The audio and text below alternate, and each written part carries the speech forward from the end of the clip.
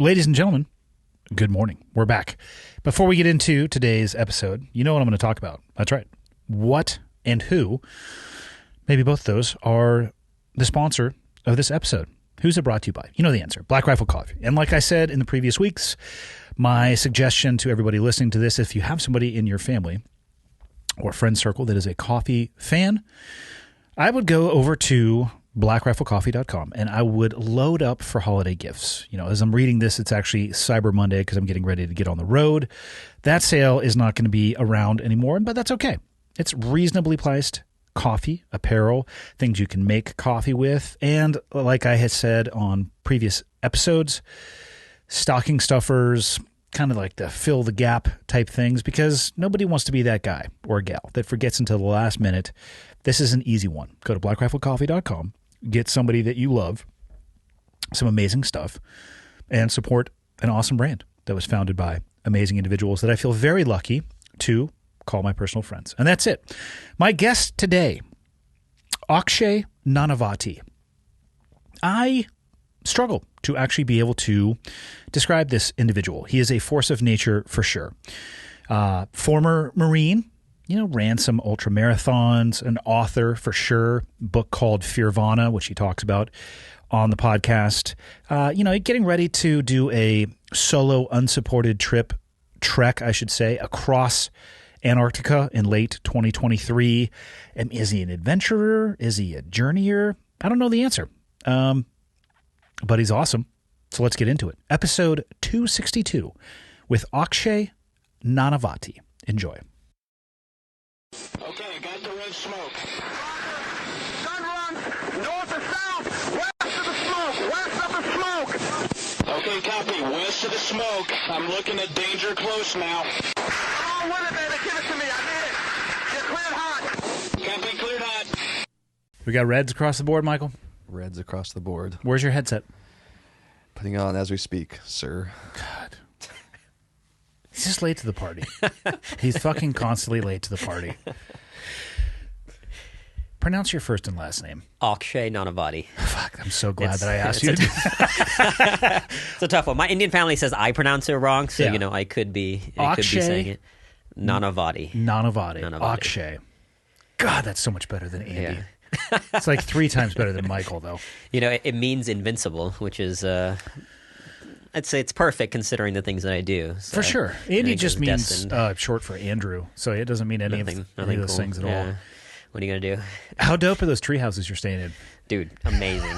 Amazing. So I'm so grateful. You randomly know the owner of that place? Yeah, well, we met, she used to run this website called Inspire Me Today. Okay. And I would get on her site, we became really close friends, and then she built it a few years ago, whenever that was. And so I stayed there when she first built it, and she now owns one of them, and the other 2 I think she sold. And they're badass. You've experienced them. I'm going to shamelessly plug them. I have no relationship to it whatsoever. And so for people who want to come check out the Kalispell or Whitefish area, if you are, I would say actually two full seasons. If you're a winter player, snowboarder, skier, snowshoer, I guess, or whatever other crazy activity people get into. Mm-hmm. Or in the summer months, it's like downhill mountain bike riding and uphill hiking. Yeah. They're called, I believe, the Snow Bear Chalets. Snow Bear Chalets, yeah. And I'm going to say right up front, they're not cheap. And there's a reason for that. They are amazing. So I've stayed up there 2 times. Nice, okay. One time I surprised my now wife. I flew her family in, her sister and brother-in-law and her nephew, and had them hiding upstairs. She almost busted me, but we got away with it. And it was like some ugly crying from both sides. It was perfect. Yeah. Love it. And stayed there one time before, and both times it's been in the winter, but randomly picked a date on the calendar, and both times it absolutely nuked when we were up there. Yeah. I was up there with my brother-in-law once, and I think we rode for the first 3 to 4 hours of the day on the resort runs without feeling the bottom. Just powder everywhere. No shit. Yeah. Wow. So for anybody who, if you like summer sports, if you like winter sports, Snow Bear Chalets. They're awesome. They're spectacular. Yeah. And there you go. That's the shameless plug. Appreciate the plug. I'm sure she'll appreciate it. They're well deserved. Like I said, I have paid full retail every time I've gone up there, and I'm more than happy to do it again because it's just fucking awesome. I was hanging out in the hot tub yesterday outside, and it's fucking awesome. Yeah. There's worse views to have. Exactly. Yeah. Exactly. Sir, you're missing a finger. Yes, I am. Let's just start there. Yeah. What's going on? So I was in Antarctica on an expedition last year, skiing. And actually, this finger, as you can see, is a little fucked up too. It's a little weird looking. This is the one that actually why when I saw you, I was wearing the thick gloves. This one gets cold very easily. And how long ago was that? So this happened last December. And they're still that They're susceptible? still susceptible. My buddy who got frostbite, he didn't even lose a finger, so it wasn't as bad as mine. He said it took 18 months before they stopped feeling cold. So, I was out yesterday in lighter gloves hiking, and I felt it, and I was like, fuck, I need to get the big lobster gloves on. So that's why I'm wearing them whenever I stand outside, just to be very protective. Yeah. So what happened was I was in Antarctica on a polar expedition last year, skiing to the South Pole. The mission was to ski up this glacier called the Axel Heiberg. Okay. It's the glacier that Roald Amundsen used when he first reached the South Pole 100 plus years ago. He was the first man to reach the South Pole, Norwegian guy. So it's a very remote glacier. Like we finished climbing the glacier and became one of only 26 people to do it. But right when you get on the glacier, it's relatively warm. It's just a lot more soft snow, skiing uphill with a sled, which is brutal. But as soon as you get to the top of the glacier, you're on the polar plateau, and the winds are savage. So I actually have a wind burn right here. I don't know if you can see it as a subtle mark where we got to the top of the glacier. I was putting on my goggles and my face mask, and I left a slight gap, and Did you feel 50. it? I didn't even feel it. Wow. It was just like hurricane force winds. You used a hammered term relatively warm. Let's unpack that. What do you mean by that? So it's like -5, -10, but it really is warm. Like we were skiing comparatively because we were skiing in one. Like it's actually, and being as weird as this may sound, in Antarctica, being warm is often more of a concern because you're doing so much work, and if you're sweating, then your sweat gets cold. And then you're going to die. Exactly, that's a real problem. On the glacier, you just couldn't avoid it because we were going uphill in soft snow while dragging a sled. You can't avoid, it's work. It was fucking hard work. So that is you're going to sweat, but it was warm enough that it wasn't too much of a factor. On the polar plateau, that's when it gets savage. So we got up there, and I wasn't doing anything stupid or walking around with no gloves, reckless. It's not my first cold weather expedition. I've been on plenty of them before. And so I don't exactly know how it happened. I was doing kind of everything the team was doing, everything I've done before on cold weather expeditions, but it was day 17 of the expedition. We were on the plateau. It was the 7th hour of the day. And we were skiing, and this finger, which clearly was the worst one because I lost it, it got hard. And so I was in my gloves. I was trying to warm it and trying to shake it. Wasn't hurting you? It wasn't hurting. It was just hard. You obviously get moments where you're very cold in Antarctica. So, but you can tell the difference between all right, I'm cold, I just need to shake to warm up versus now something is wrong. So immediately I stopped, looked at it real quick, and it was swollen, and that was shit, something's this is not good. And then you bit it off. Then exactly took one of those. I went that guy who took his took a pocket knife. It's a missed opportunity if you didn't. Exactly right. That was all my friends were volunteering to cut it off when I got back. They were like, "Can we use a finger guillotine?" Oh God. And I was like, "Not letting any of you jackasses touch my No, finger." of course not.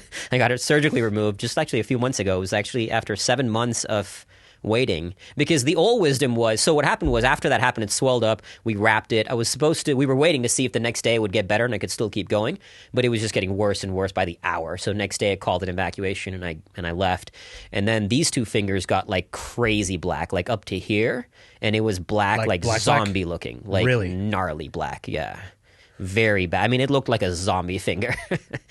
I got a picture of it. I can show it to you later. It was gnarly. And so the old wisdom was, if it's black, you just cut. I would have lost both these fingers up to here. But now we know better. So they said, don't cut. No matter what any doctor tells you, just wait. And so 6 months later, this one fully healed. I just lost a tiny bit of the sort of black thing just fell off. And this one, it got to a point that it wasn't going to heal.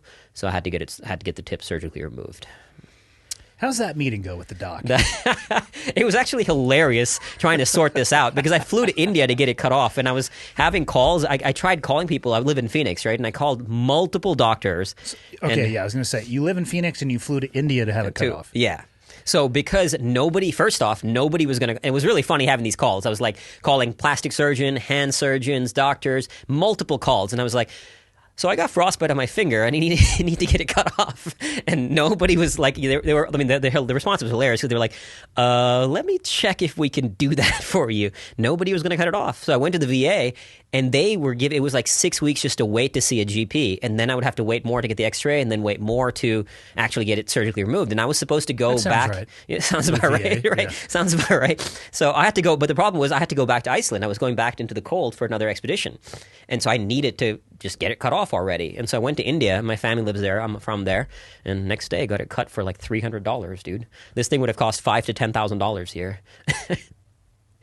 You had your finger cut off for $300? For $300. I mean, for clarity, I would have done it for $250. It would not have been precise or surgical. I It can would have imagine. been off.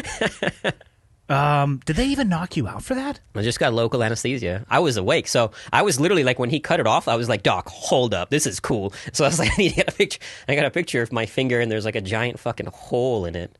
It was gnarly. So it was just local anesthesia in the finger, 20, 30 minutes. And I was like, Doc, hold up. Let me get a picture. Did the pretty quality crazy. of your life improve once it was gone? It was more of like at that point, I'd gotten so used to having, it was like a hard black finger, right? So I got into a really weird habit of like, if I would do this, I would knock on things. Yes, like And a so- ring on metal. Exactly. So I remember I was at a meeting once in LA and That's I was a dope like, party trick, by the way. it was awesome. I people loved out. it. Yeah, and it did. Like I remember I was at a meeting once in LA and this dude, and I totally subconsciously was just going like this, and dude who didn't know me, he was like, dude, that is really fucking weird.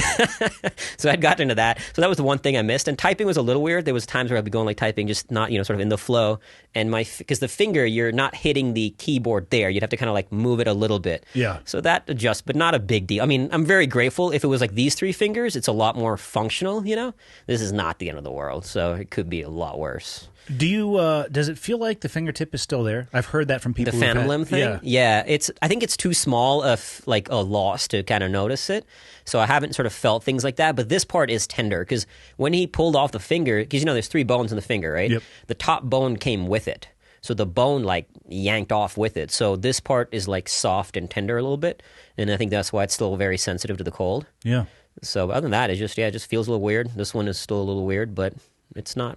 So for clarity, you had a finger cut off from a cold injury, Yeah. so you could go back into So the cold. I like where your head is at. Exactly. I appreciate it very much, sir. I was like, I need this cut off so I can get back out there. And then you just went to Iceland from there. And then I went to Iceland for a polar training trip for 5 days where I did have a moment out there where this finger got like hard and I was a bit disconcerting. Yeah. So I was like just very careful. But for the most part, it was all good because I'm going back into the cold for multiple expeditions now. So you went to Iceland essentially to train cold weather so you could go back to Antarctica?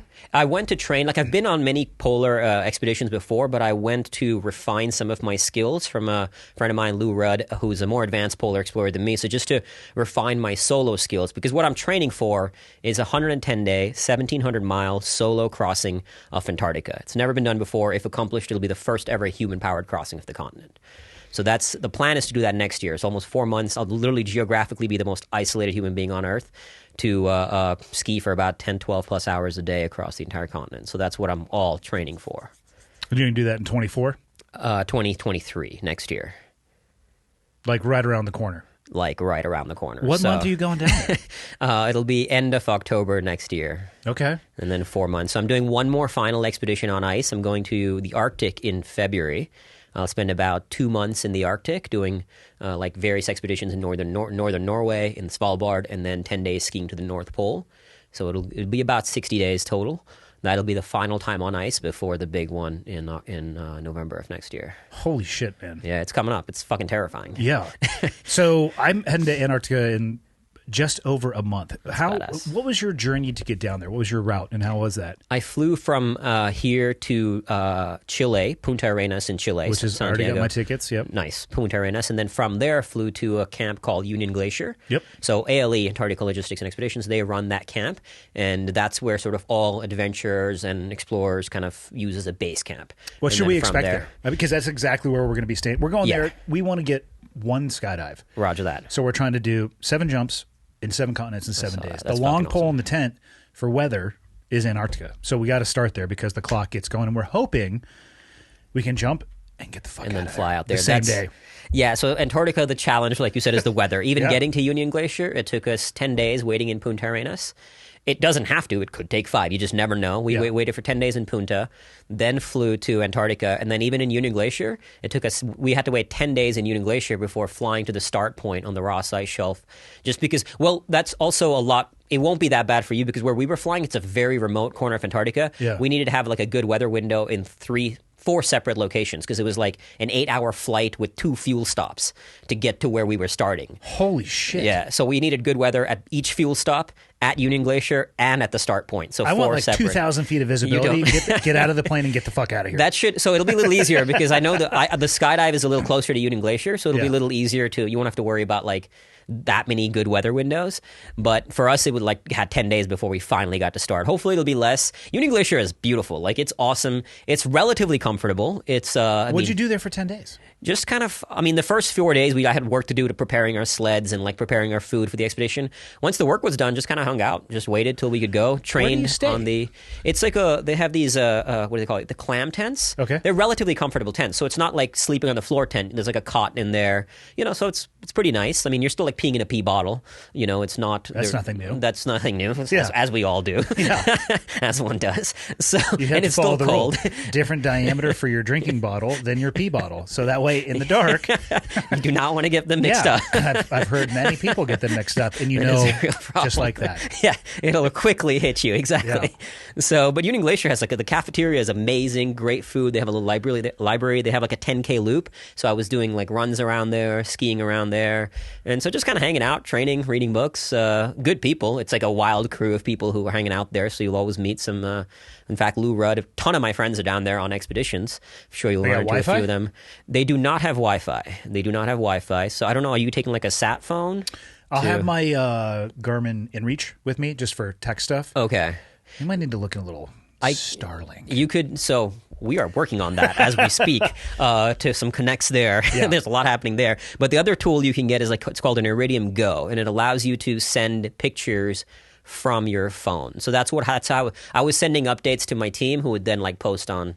I'm not going to post shit. I feel you. I I want to be out there. the answer that you Get gave me that they don't have Wi-Fi is actually what I wanted to hear. I get it. It's beautiful to just be in the peace of it. Yeah. No. I don't know if I want to hang out there for 10 days.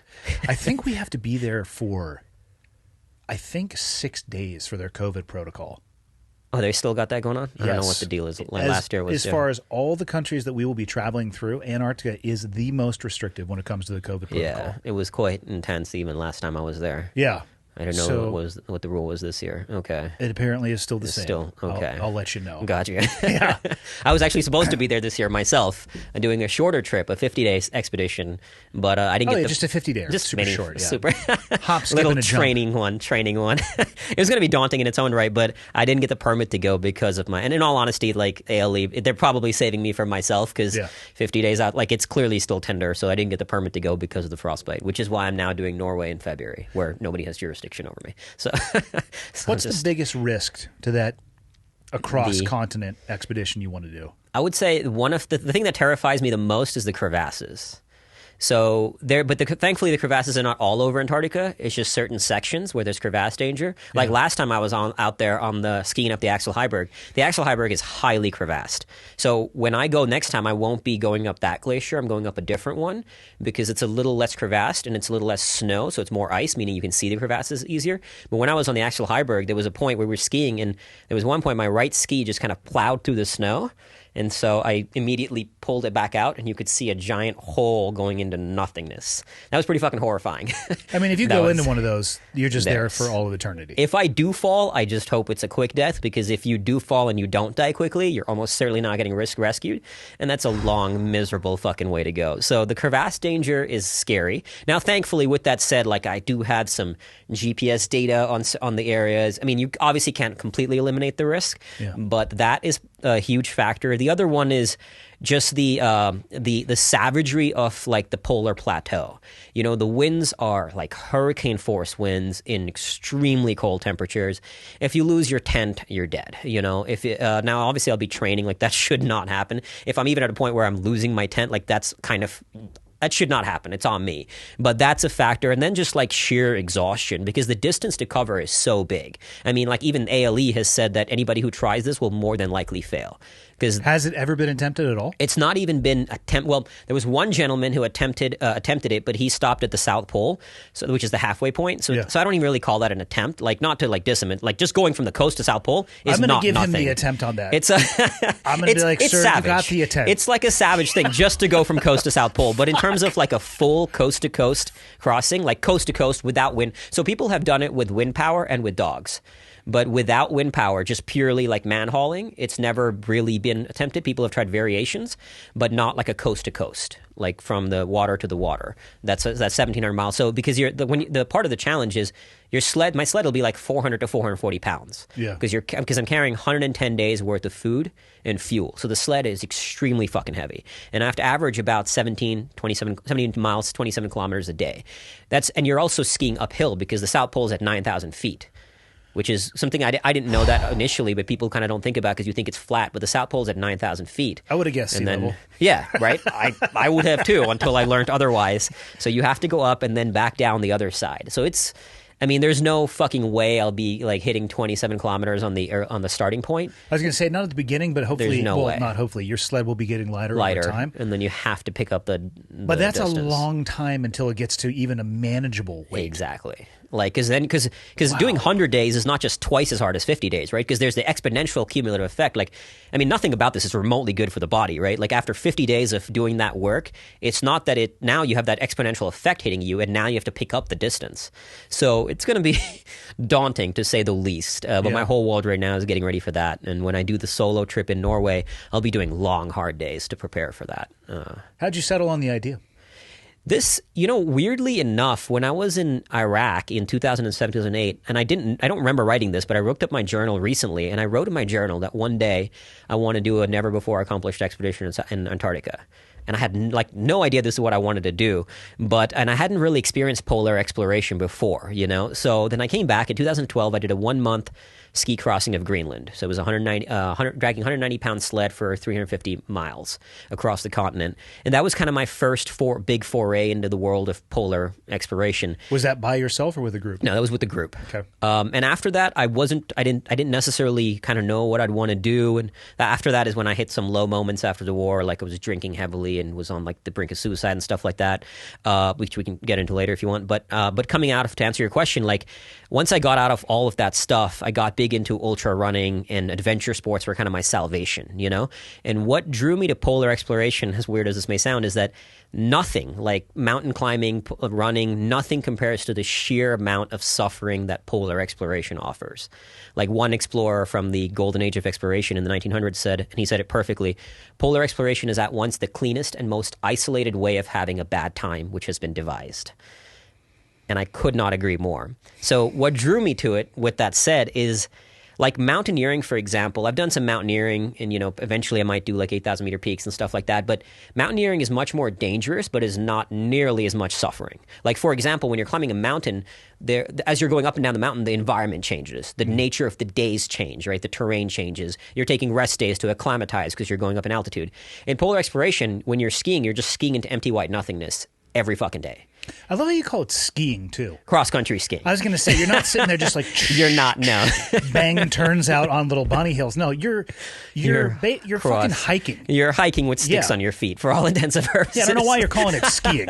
Yeah, my buddies who actually ski and snowboard are like, I'm not doing any of that shit with you. We need to be clear. If you come back up for like a fun trip, you're like, hey, do you want to go ski? I'm like, what the fuck are you talking what about? What skiing are we referring to? Are we talking about lift up, come down? Are we talking about like, let's go 15 miles cross country? Yeah, different animal. Because I like to be one clear. and fuck the other one. Yeah, very, very good point. It is completely a different animal. Yeah, and it's so hiking. It's hiking, and especially when you have a heavy sled, you're not getting any fucking glide, right? So when you don't have a sled, you can still get some glide, but with that heavy sled, you're not getting any glide. What do you have that thing attached? Is it like a 4-point harness attached to you, or how do you? It's like a sled harness that sits up here and kind of like links the rope to your tracers on there.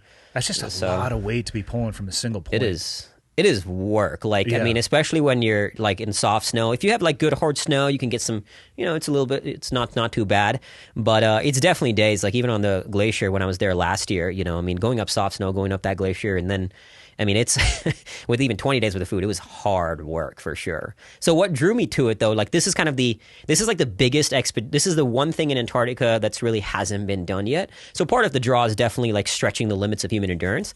But for me, the big draw is like that level of suffering.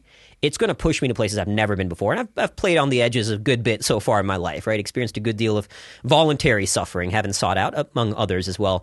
But to go that deep into that space of just misery and hardship, it forces you to find something in your own spirit to transcend it.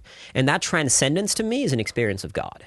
And like that's what draws me to it. It's not just the suffering is the means, it's not the purpose, right? I mean, you're going to experience it, but it's the thing that suffering gives you. Like I always like to say, you have to battle the dragon to gain the treasure.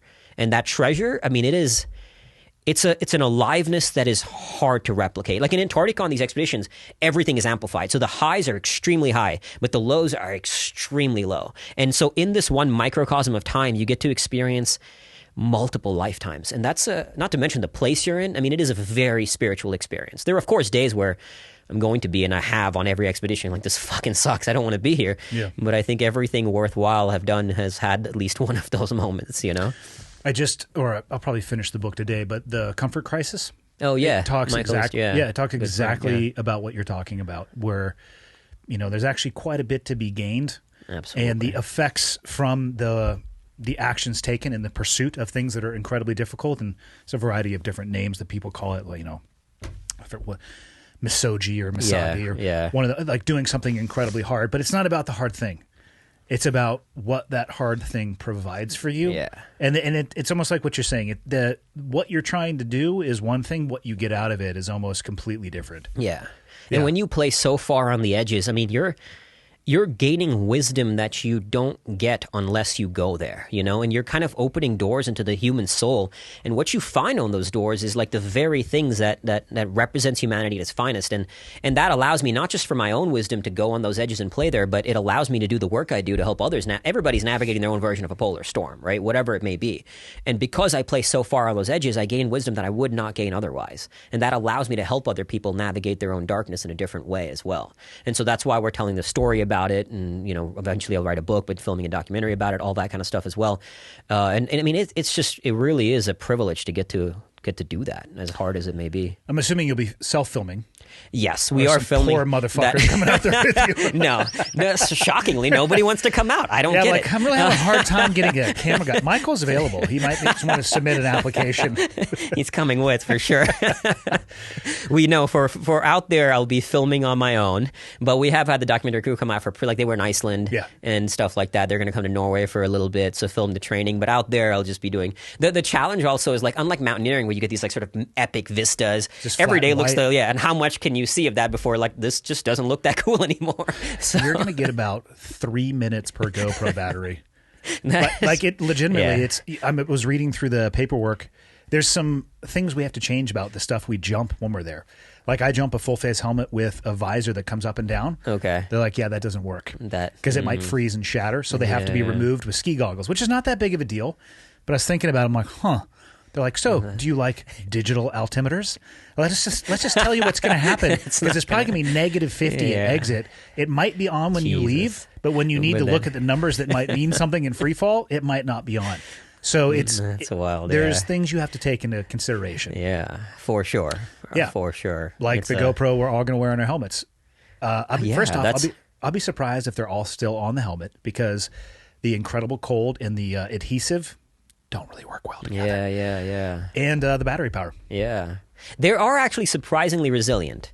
But I'm GoPros? curious how, I'd be curious how long that actually lasts A for battery? fall. I'll do some testing when we're there because we'll have some time. Yeah. I bet you, normally I think you could get about 45 minutes on a GoPro battery depending on what the settings are. I bet you it'll be Okay. sub 10 minutes. That makes sense. Maybe sub 5. Plus, given because the temperature. wind, obviously. Yes. Like when we were out there, I took my GoPro out on in the storm to film, and it would last. I mean, I had a good 3-4 minute shot of, and this is like wind hammering it, Yeah. right? So it was surprisingly resilient. But again, I don't know, because obviously when you're jumping, the wind's pretty strong. I mean, I've taken them just snowboarding, and you'll get like half the battery life if it's just Okay. exposed. Got you. And that was not in the negatives. That was not. Yeah, I feel you. Wow. So, That's wild, man. it's an intense environment. Yeah. I bet. We got to go, before we talk about why the hell you're doing this, where'd you grow up?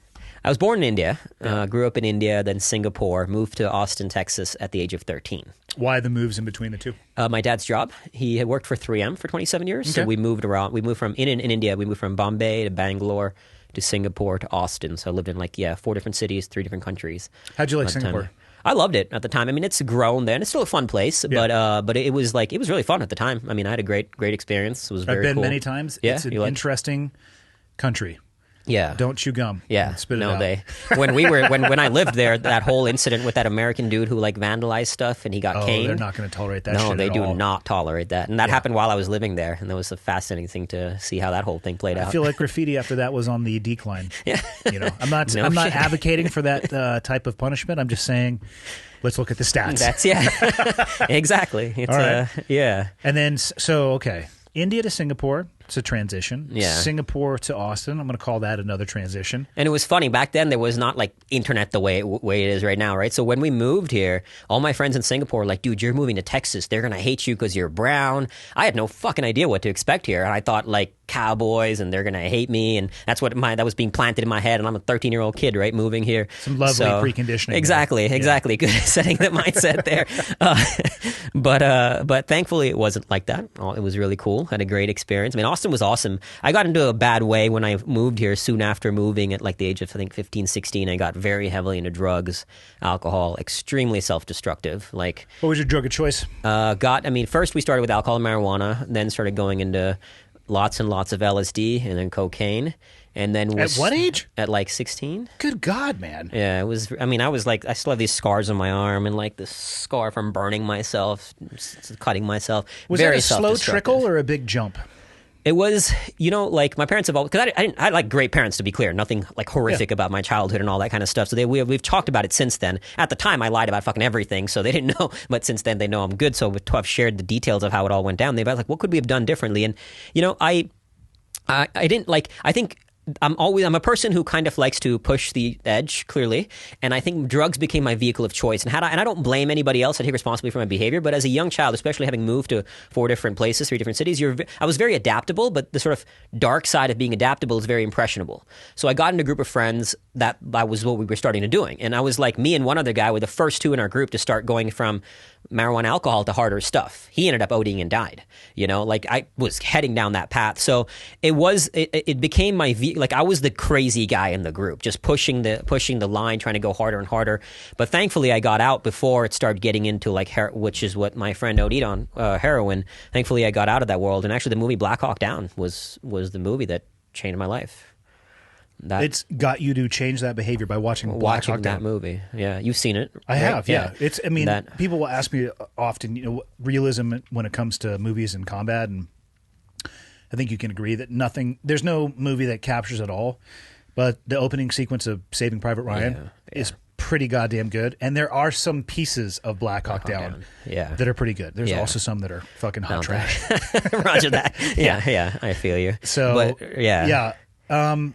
That changed your behavior? You're deep down the recreational drug route, and watching that movie changed it planted the seed that, because right after watching that movie, I read the book Black Hawk Down. Yeah. And then I started devouring book after book after book on military, on every war, like Vietnam, Korea, World War II. But it was the seed that planted, specifically that scene when Gary Gordon and Randy Sugar volunteered to go down, and they died and received the Medal of Honor posthumously. Yeah. It was just, man, that level of courage, that level of that willingness to sacrifice your life.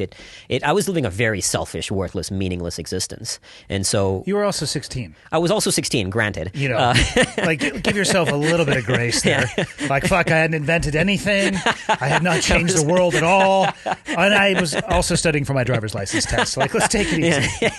Fair enough. I was young, but just doing stupid shit all the amount of dumb shit I did that we could have died doing, but made it out. But that was. I have no experience with LSD. Okay. And I can't even fuck. I'm lucky to be alive as it is without those experiences. Yeah. Because I think as a young male, you're just hardwired to do incredibly stupid shit. Yeah. If you layer in on top of that other stuff, like fuck. The human brain for an adult male is not even close to being fully formed. developed. Exactly. And you're going to throw LSD on top of that?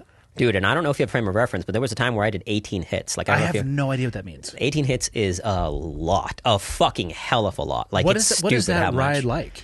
It was extremely dark. Like your mind is in a. I remember one incident where my buddy was like the one guy who was sober was so me and one other friend and with the two who were like, let's just go hard. Normally you maybe do 1, 2. We were pushing the line, maybe going 4 or 5. So we're like, fuck it, let's go ham today. Well, like what is 1, 2? Does that just change like your periphery? You're hallucinating. You're seeing, like for me, weirdly, like if I looked at anything, like if I looked here, what I would see is the stuff would be moving and I would see wolves. Universally, every time I did LSD, I'd see wolves. Like mini wolves? Like wolves moving around. Like they would be like wolves kind of in the lines here.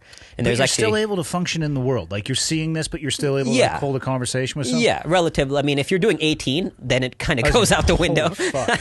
then that shit is gone. Like anything remotely is gone. So you were seeing some wolves, and then what happens when you dump it into fifth gear and you have 18 of those? So the parts that I remember, like one thing I remember, one of my buddies was sober. I don't know why he was doing this. I don't remember it, but like he was throwing staples in the ground. I remember at one point stepping on the staples and then seeing my foot like with blood on it, and I just didn't feel it. And I remember like at one point, like imagine you're holding your hand like this. Another friend was on the phone and actually having a conversation with somebody, but like you were responding. So let's say somebody goes, "Hey, what's up, man?" And he'd go, "Nothing much. How you doing?" And I thought they were somehow like in the phone together. Me and the other guy who did 18, we finished like 2 large pizzas and we're like, where'd the food go? And then we somehow started crying after that. Like it was all flashes of it right now. So you were traveling through space and time. We were like all kind. There's a website. I don't know if it still exists called acidtrip.com where it's just basically like colors floating around. Michael? Will this give me a virus? Yeah. Right. Only we had somebody who could check to see. Yeah, it was Acidtrip.com. and Of it's all just the all things this- I've ever put into a that's- browser, I would have never thought. that- Forbidden. You don't have permission to access this resource. Probably don't want to go down that Please rabbit do not hole. continue to Yeah, click exactly. on anything, Michael. Don't want to go down. I just Holy remember it was shit. like it would just show like colors flashing and shit. And if you're tripping on acid, it's a wild ride. So I don't remember like. And then I was like, I mean, me and my friend was, they started going. I would have gone down. And at the time, I was looking for every drug I could find. So I wanted to try Special K. I was like, fuck it, let's go do PCP. And like I wanted to try. Thankfully, none of that shit came my way. Because then when I saw Black Hawk Down and I got out, that's when my friend started going to heroin and he OD'd and died. Yeah. So that movie literally planted the seed that saved my life in many ways and changed the trajectory of it forever. Was it hard to live in reality when you're kind of warping your brain like that a little bit? I was also, beyond just being a dumbass, I was also not very good at getting away with shit. Like, I got caught smoking weed in school. I got caught stealing. I got caught drinking. My parents got me caught everything. So For anybody out there who's listening that's young, that thinks they're a Jason Bourne, guess what? Because I thought I was fucking Johnny on the spot, too. Michael, did you used to think you got away with shit? I never did a whole lot. I was of just shit, going to say, you're but, fucking yeah. choir boy. Never mind. You're over there fucking counting rosary beads and reading fucking scripture, probably. Which, no, I don't know why I chose that reference. But, yeah, I thought I was fucking Jason Bourne. And I'll not have so much. conversations with my dad now, and he goes, you think I didn't know that? Like, you you think your fucking mom and idiot. I didn't realize what was going on, you dumb fuck? Yeah, all you little young fuckers out there, guys and gals who think you're getting away with shit, you're not getting away Yeah. with a fucking thing. it's not hard to tell when you're, when your Yeah. parents can tell you're just a complete fuck up. So I think, but when I got out and I knew, when you have like clarity, like that was all consuming. Thankfully, I also moved out of Texas for my senior year. We moved to Minneapolis for my senior year of high school. And so that was kind of good to get out of that environment. I don't think if I had stayed, I still would have gone down that rabbit hole. Obviously, I don't know if it had played out that way, but I had chosen to stop doing that. And I was obviously, needless to say, not in great shape at the time. So I started training, and like having that clarity of like, this is who I wanted to be was pretty all consuming, and that same like person I am now, like pushing the line, it was now channeled to go into the Marines. And even like joining was a little hard because I have flat feet, I have scoliosis, I have a blood disorder that 2 doctors told me would kill me in boot camp. So all of this was disqualifying. So I had to get a medical waiver to go in. And originally I wanted to go into, which now I've been told by my buddy in the Green Berets that there was a lie, but I wanted to go into, like, I was inspired by Black Hawk Down, right? So I wanted to go sort of Rangers Delta was the kind of path. But I was told you can't go into SF unless you're a U.S. citizen, which now I've been told is, my buddy in Green Berets recently told me that's not true. So I might have been lied to by a recruiter, but that could happen from time to time. That would be the first instance I've ever heard of somebody being lied to by a recruiter. I know, right? That'd be the very first time I've ever heard that. Exactly. It's colorful truth is what they like to call it. Exactly. So, do you think not to go back a step, but do you think that experimenting with those types of drugs at an age where your brain was still forming changed you as a person? I would say so. Like, even when I look at my struggles with alcohol later, like, I mean, they say neurologically, because your brain's, as you said, not fully developed yet, and you're putting mid-20s so much for adult males. Yeah, 25, right? I think that's what they say. Like yeah, and so I would imagine, I haven't ever put my brain in brain scans, but I would imagine there's all kinds of fucked up in there. So, but I would venture to guess, especially at the level that we were doing it. I mean, I was going hard, So I would venture to. Plus, I've heard that like doing that much acid can sort of like acid apparently again this could all be not true. This is just shit I was hearing when I was in that day and age, that it apparently it stays in you and it can cause flashbacks and stuff like that. So I don't know, but I can imagine it's left a mark. I would say so. But at the same time, the brain is malleable, right? Like neuroplasticity. So I'm very conscious about constantly recognizing that. Again, I don't put it in brain. I don't have brain scans to sort of validate this data. But I would also bet money that I have been able to consciously change my brain through effort. I would imagine through all the things that you're doing. I forget I think it's called autophagy, where your body basically gets rid resets, of gets rid of the old cells, but that comes through extreme effort. And it sounds like you might have played with that a little bit. I think you're probably okay. Yeah.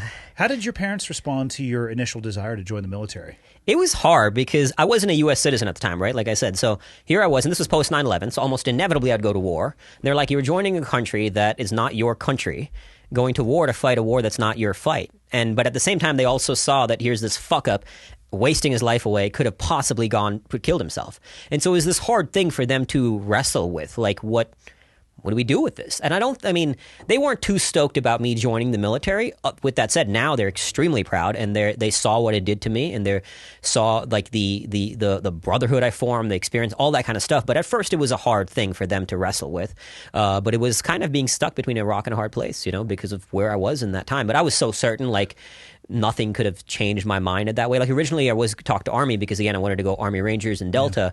But then when I was told I couldn't go SF, I realized that I'll go into the hardest branch that's not SF. So I went the Marines with Which the plans. Which is technically the Navy, but it's fine.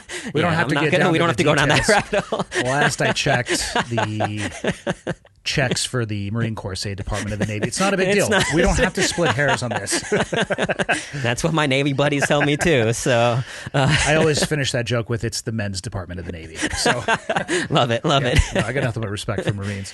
So did you get your citizenship through service? After joining, because that process got accelerated. And then I forget when, but like the plan was originally I wanted to go, because like, okay, I can't go in recon, which at the time Marines was Marine Force Recon. Now I think it's Raiders. It was MARSOC and then Raiders. But I couldn't go in, so I was like, I'll just go infantry. And then once I can, I'll go recon. So me and a buddy of mine were volunteering to go out with the recon unit. We didn't get the chance to go. Twice the Marines told us we're going. Last minute canceled it. So finally we went deployed with an infantry unit. And the plan was originally to go, sort of get deployed and then come back and become an officer and go career in as an SF officer. What year was this that you joined? I joined in, so I originally went to boot camp in 2004. Supposed to go in 2003, but as I said, it took about a year and a half to get the medical waivers because all these conditions were disqualifying. So I had to go to like 2 civilian doctors, did not give me a letter. They told me boot camp killed me, so I went to a third one. He gave me the letter. Took it to the military guys and went to the MEP, and then they took about a year and a half to give me the medical waivers needed. And I have like a friend who got rejected from the military just from flat feet. So I'm pretty sure that like the only reason I got in was a post 9/11 world. So here's a young dumb kid who wants to go infantry. We'll find a fucking role for you, So first time I tried to join, I had it stamped on my paperwork, permanently disqualified. What was I had high blood pressure.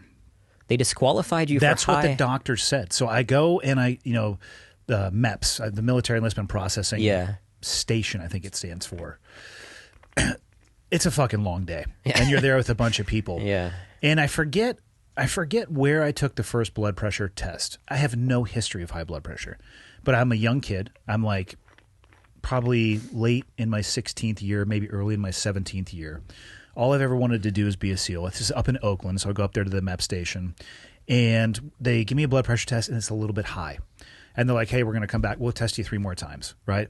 But at this point, I'm fucking nervous about the test, so it gets higher and higher and higher. And there was probably 50 people there with me. We took the ASVAB, the whole where you're standing there in front of the doctor, and he's just like, turn your head and cough, blah, blah, blah, blah, blah, like the duck walk, all that shit. So this doc sits me down. He goes, hey, man, like you have high blood pressure. And he fucking stamped on my paperwork, permanently disqualified. So I had to go back, same thing. I had to go get like EKGs. I had to get, I think it was a letter from 2 different doctors. My grandmother used to be a nurse. She was checking me out. And then so my point in bringing all this up is if you have a desire to serve, just because you're told no right in the beginning, do your research and continue to pursue it. Because if I had just listened to that and accepted that permanently disqualified, you and I probably would not be sitting here today. Instead, I went to the specialist, and then I practiced like being calm when people took my blood pressure. So I went up early in the morning with my dad. The day I got disqualified, I remember coming out of MEPS because he was there waiting for me, and I was just in tears. And he was just like, what the fuck? And he went up and kind of went after like this E5's ass a little bit. Awesome. Yeah, grumpy old, because he was in the Navy too. And And they kind of got like, this is the stuff you need to do. And he was just like, this is an unacceptable answer. Like he was not going to tolerate a no. My dad really advocated for me. But yeah, I went up there early in the morning and just like fucking laid there and chilled out for like an hour before the doc came. They came and like threw the blood pressure cuff on. I was just sitting there and relaxing, and it was totally fine. And never another fucking problem again. No shit. Again, that's though, that's but the so point wild that he's like, well, that one incident he stamped. Well, they tested tested me 3 times, right? And they had so many, and this was pre 9/11, you know. So this was 90, probably 95. Okay. A ton of applicants. What the fuck did they care? They're just like, dude, no, we don't have room for you. They didn't have the demand for people joining that they did. But again, point in all that is, you don't have to take no for an answer. Like find a way. Yeah. And there's always a way. You can Generally, find some people are going to be permanently disqualified. I get to that point. There's some shit, but no, there is a way. I mean, like I said, I went to the 3rd doctor too to go. So I love that. And you I'm fought sure you through would have gone to the 4th, or the 5th, or whatever. And these were hematologists. These were blood doctors, right? And so you don't have to listen to that shit. Like obviously, boot camp didn't kill me, you know. So it was fine. Yeah, but I love that you learned how to maintain that calm and do that test again. Choice. I was freaking out. I bet, man. There was a lot of stress. I would have been fucking livid if I couldn't go in, and I would have if it ended up through all of that fight not being able to go in. I mean, just like you, that was my path at that point. That's all I wanted to do, you know. How was the Marine Corps boot camp experience for you? It was obviously challenging, but I mean, it was like that was my before joining. Again, I had great parents. They put me to best schools, and they weren't extremely wealthy at the time, but certainly not poor. Middle class, and like it put me in the best schools in all the countries we had traveled to. So I didn't really had experienced suffering until the Marine Corps boot camp, and I fucking loved it. Like it's not the suffering. I loved what we could, how strong we were to transcend it. I wasn't extremely fit in Marine Corps boot camp. I had just come from doing a fuckload of drugs, so I wasn't the fittest, but mentally I was like, I wasn't going to break, you know. And you know how it is in training. Like we had one guy, I remember, who he could run 16 miles and shit, apparently a real hard charger before boot camp, but like 3 weeks in he broke down crying and just stood there, because it's all about the mental thing, right? And so mentally I thrived. I mean, I graduated infantry school as the honor graduate of my platoon. So that's when I got into adventure sports as well, because after joining is when I started looking for every way I could find to challenge myself. Like before this, as a kid, I was scared of everything, like scared of heights. I remember one story my mom told me. I was scared of a Ferris wheel. I remember once we were snorkeling in the Great Barrier Reef, and I snorkeled to a point where the reef ended with the abyss of the ocean, and I was too scared and turned around. So now I was confronting every single one of those fears. I went scuba diving, cave diving, skydiving, rock climbing, you know, like you name it. This is after boot camp. This was after boot camp, because I went initially into the reserves. Okay. And so I was doing college at the same time, and so I just got like ham into everything I was scared of and confronting that one step at a time, and like playing on all those edges, because the Marines birthed like everything I am today, you know, teaching me how to suffer and face that suffering and transcend it. Because our drill instructor also was a grunt, so he was like infantry, so he took all the grunts, and during the Crucible, he created like a death squad, and he made it harder, which obviously at the time, there's moments where you fucking hate it when you see everybody else walking and you're like low crawling, but like looking back, it was awesome, right? Those are the best experiences because of that. And so it birthed the very essence of everything I am today, and I couldn't be more grateful for that. Like the drill instructors are awesome, as you know, as assholes they were great people. Like I loved some of the funniest shit I ever heard was in boot camp, you know. So they're assholes, but it's for a purpose. Exactly. They're not an asshole in the all-encompassing sense of the word. Exactly. They're playing a character, and you know, if Marine Corps boot camp, like let's be honest, Navy boot camp was not as difficult. Yeah. We learned how to march and fold our underwear into a knife cutting edge, which I can still do to this day. No big deal. And like stencil the fuck out of some dungaree pants and stuff like that. And most of it was designed to transition people. Like, this is how you'll integrate into the fleet Navy. Because the vast majority of people didn't want to go down the path that I wanted to go. Yeah. But they still have to break you from this individual into a larger sense of we. Yeah. You know, get out of the me mindset and start developing into the we. Marine Corps is just, they do that more aggressively. They did. A little bit, exactly. And it was great, though. I mean, to your point about, like, they were assholes for a purpose. Like, at the end, I loved all of them. Like, I would hang out with them today if I, you know, and they were all hard. Again, we were all, many of us who were grunts were inevitably going to war, you know. This was post 9/11. So it was awesome. Like, and again, living also in that world, coming from, like, this selfish drug world in the Marines, and same thing, obviously, in the military, you live for the good of the group. Like, in the Marines boot camp, right? If somebody fucks up, everybody gets punished for it. So you're living for the good of the group, and nobody gives a shit about your well-being. And that was awesome to kind of get that taste of that, to live for something bigger than you. And that's it. I mean, I loved it. When did you first deploy overseas? 2007. Okay. So me and a buddy of mine, when we first came into the unit in 2004, we were volunteering every chance we could get. And that unit... By unit, you mean reserve unit? The reserve unit, okay. Yeah. So that unit had just come back from Iraq. And I still remember, like, they were coming in and sort of have a whole ceremony, and I was, like, directing cars in the parking lot, and I fucking hated it. Like, I was like, this is bullshit. Like, I do not want to be directing cars in the fucking parking lot. Like, this is not what I signed up for. So me and one other guy, buddy of mine in my unit, we were volunteering every chance we could get to, like, Iraq or Afghanistan, just somewhere. Twice we were told we were going, last minute got canceled, and we didn't get a chance till 2007. But he did end up going. So about that guy, like, we had volunteered every chance we could get, but one summer when I was in India, he ended up finding a unit to go with. And then he ended up getting killed out there. He was hit with an IED and he got killed. What year?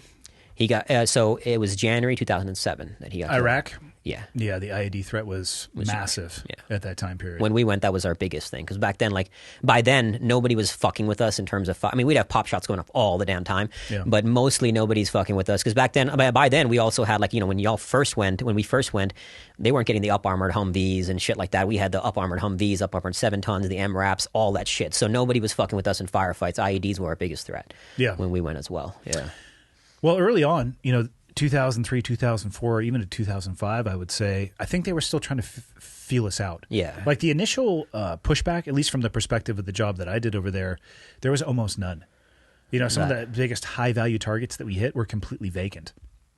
Probably because the people on the other... I mean, if you look at your adversary or the opponent that you're playing against and assume that they're not an idiot, they could probably look at some of these things too and be like, well... yeah, this is probably a very viable military target, and we're going to back off a little bit and just kind of see how this goes down. And then the way that, you know, squaring up with the U.S. military, like tank v. tank or like trench line v. trench, I think those days are gone. The insurgency is the way to fight it for sure. Yeah. And it was effective. But yeah, the IED threat, I mean, I don't know if there was anything that scared me more than that, actually. I understand. In both Iraq and Afghanistan. Like by the time I went to Afghanistan for the last time in 2010, of course, the one day we had just gotten there, we took I think it was an RG-33. We were driving around somewhere. I was in essentially a golf cart, kind of paralleling it, and the roller out in front clacked off an IED, but it damaged the front of the vehicle. Nobody got hurt. It was an armored vehicle, but we ended up sitting there watching that thing, I think, for like 3 days until an RV convoy could come and like drag the thing back to the base. Holy shit. But it was just another reinforcement of you can't be on these roads. Like there's no way that we can really mitigate this threat other than to go in places where they would never think that we would drive. Yeah, yeah. That was about the only way we could mitigate it. I got So you. that's what we took. Yeah. So what? When you went there in 2007, where'd you guys deploy to? Haditha, just south of Haditha. Yeah. In the Near the Anbar. dam? Yeah. Like Okay. the dam was sort of the main thing, but we were south in a K3 oil refinery. Okay. How long were you there for? 7 months. It's a long stretch Yeah. Marine Corps tours, I think the Army guys have like 13. Ours is 7. until they get told it's 13. Yeah. Until the 13-month guys get told, So 20. Exactly. Yeah. man, you want to talk about breaking people's backs and morale. Yeah. No, there were some stories I heard from them that was like, that's fucking crazy. So we had, ours was very clear 7-month tours, you know. Yeah. We returned, What kind of role were you guys filling when you were over there? So when I joined the Marines, I was a mortarman, but never touched a mortar after infantry school, really, for the most part. It was the nature of the war, right? Counterinsurgency, you're not touching that. So infantry role in the patrolling that whole AO in that Haditha area. So I got placed with, so first I was a squad, because when I was a corporal, so I was a squad leader, got pulled out of that and moved into the intel cell of our company. Because I was being very conscious to like study principles of counterinsurgency warfare and study Arabic. I was like that guy in training, like really reading all the books. So they saw that, and you know how it is in the military. Sometimes you get punished for doing a good job. Learned that the hard way. At first, I was really pissed off that I lost my squad and I moved into the intel cell. But in hindsight, it worked out really well because we got placed in our squad. I mean, we were out the wire every fucking day. Like we maybe got like 5-7 days off every day, which obviously at the time you hate. But like looking back, it was priceless because I'd rather do that shit than fucking sitting around base doing nothing, you know? So although there were times where I wished I did, but so a lot of just like doing all kinds of stuff around the AO, sometimes just wandering around, finding IEDs, engaging with the locals, getting atmospherics in the area, training the Iraqi police, training the Iraqi army. I was also placed with like weapons jump. So our jump squad was with the company commander. So sometimes, and again, because I was the intel cell guy in that, we would sit in rooms with like the local Iraqi leaders, which was really fascinating to see like building the city up, right? This was again towards the kind of end, like after our deployment, that was the last time a battalion size element had the AO, and I think like a company size element took over that AO, and the Iraqi police kind of managed it after that. So it was the last, like it was kind of drawing down by the end of my deployment, you know. So a lot of what we were doing is facilitating the transition to teach the Iraqis to take over after us, and various ops in that throughout that AO as a result. So as a reservist, you complete the deployment and you come back, and do you just reintegrate back into civilian life? How does that work on the reserve side? Yeah, it wasn't the best system. So we had deuces, bitches. Exactly. Like we did a 5-month full like you get activated for a good year. So 5-month active duty. You know, you're training, which is smart. Exactly. And then the 7-month deployment, and came back. We had like a very small, maybe like 2-week demobilization in Lejeune, and then back in our base, and then it's literally back off to our world, which.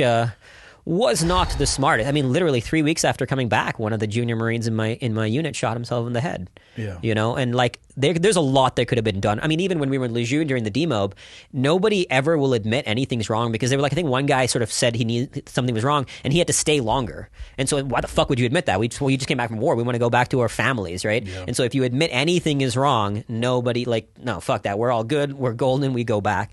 And so if you stigmatize something and associate a punishment with it, people are going to turn their back to it and walk away from it. Exactly. So we just went back to college, and I fucking hated it. I mean, you come back from war and forget about what we endured, like what the Iraqi people. I mean, I met a guy in Iraq who'd spent 8 years as a prisoner of war in Iran because of the Iran-Iraq war. You could tell that dude was like, I mean, I can't even imagine what hell that man must have endured, right? Yeah. And what these people have endured, the hardships, and obviously you're experiencing a bit of it, and you come back to fucking college, where college students are whining about this stupidest shit. Like I was like, I hate this, you know? So I was volunteering to go back. I was like, dude, send me back. Like Iraq, Afghanistan, I don't give a shit. Just send me somewhere to go back, you know? I didn't get the chance to go. Again, wars were dying down. So then I went to pursue my master's in journalism, thinking I could go back to war as a combat journalist. What'd you get your bachelor's in? In history and philosophy. Okay. Not much job prospects there, and I had no idea what I wanted to do, because at one point, like the plan was to go career military. And after Iraq, it wasn't so much that Iraq was hard. Obviously, you don't expect war to be a nice, comfortable experience. It was that I was tired of we had a lot of bad officers, and I was tired of putting my life on the line for stupid shit that like somebody tells you have to go do it, and you have to go fucking do it. And I was like, this is dumb. So that was the big reason I was like, I'll go back to war as a combat journalist, where at least there's the freedom and you get to experience. Like, as you know, man, there's a kind of an addictive nature to that experience, and it drew me to wanting to kept going back, which is what. It's one of the easiest environments I've ever worked in. I understand. You know, I think there is a misconception from a lot of people that everything in a combat environment is super complex, and the decisions that you're making are just, they're arduous and they're hanging over you. And you were like, you know, like everything is like this moral balance. And the reality is it's almost all binary. Yeah. And it's just, It's very simple. it's very simple. And I've never been in a place before or since where I knew exactly what my job was. Yeah. The only thing that was expected of me was to show up at the planning session or the mission briefing on time with the right gear. Yeah. And then go on target and do my job. Yeah. And then I would train, I would eat, I would sleep in whatever order I wanted to. Yeah. You know, I could do heavy on one and light on the other two if I wanted, or be very well rounded. Yeah. It varied. I got you. It varied. But it was go overseas, be as lethal and kinetic as possible, and then come back. Yeah. And that environment was not full of complicated decisions. It was full of really easy decisions where I felt like I had a purpose, where I knew I had a mission, and the decisions that I was making were all in. I'm like, okay, I know where I need to be. The decisions are all going to align with that. Yeah. Kind of the exact opposite of working for yourself. 100%, right? Yeah. And the complexities of that shit. Yeah. I understand No, I the totally draw feel you. to wanting to go back. Yeah. One, there is a personality type that I think is, I don't know if thrill seeking is the right word, but there is an aspect of that for sure, with people who fall in love with the danger and the incitement of that environment. And then there's people who are going to fall in love with the simplicity of it. I was probably a mix of those two worlds. And then it's like the stereo levers are all jammed at a 10, that when you come back, everything's at like a 3. Yeah. And you miss it. And that's it's a You miss hard thing to adjust to. Yeah.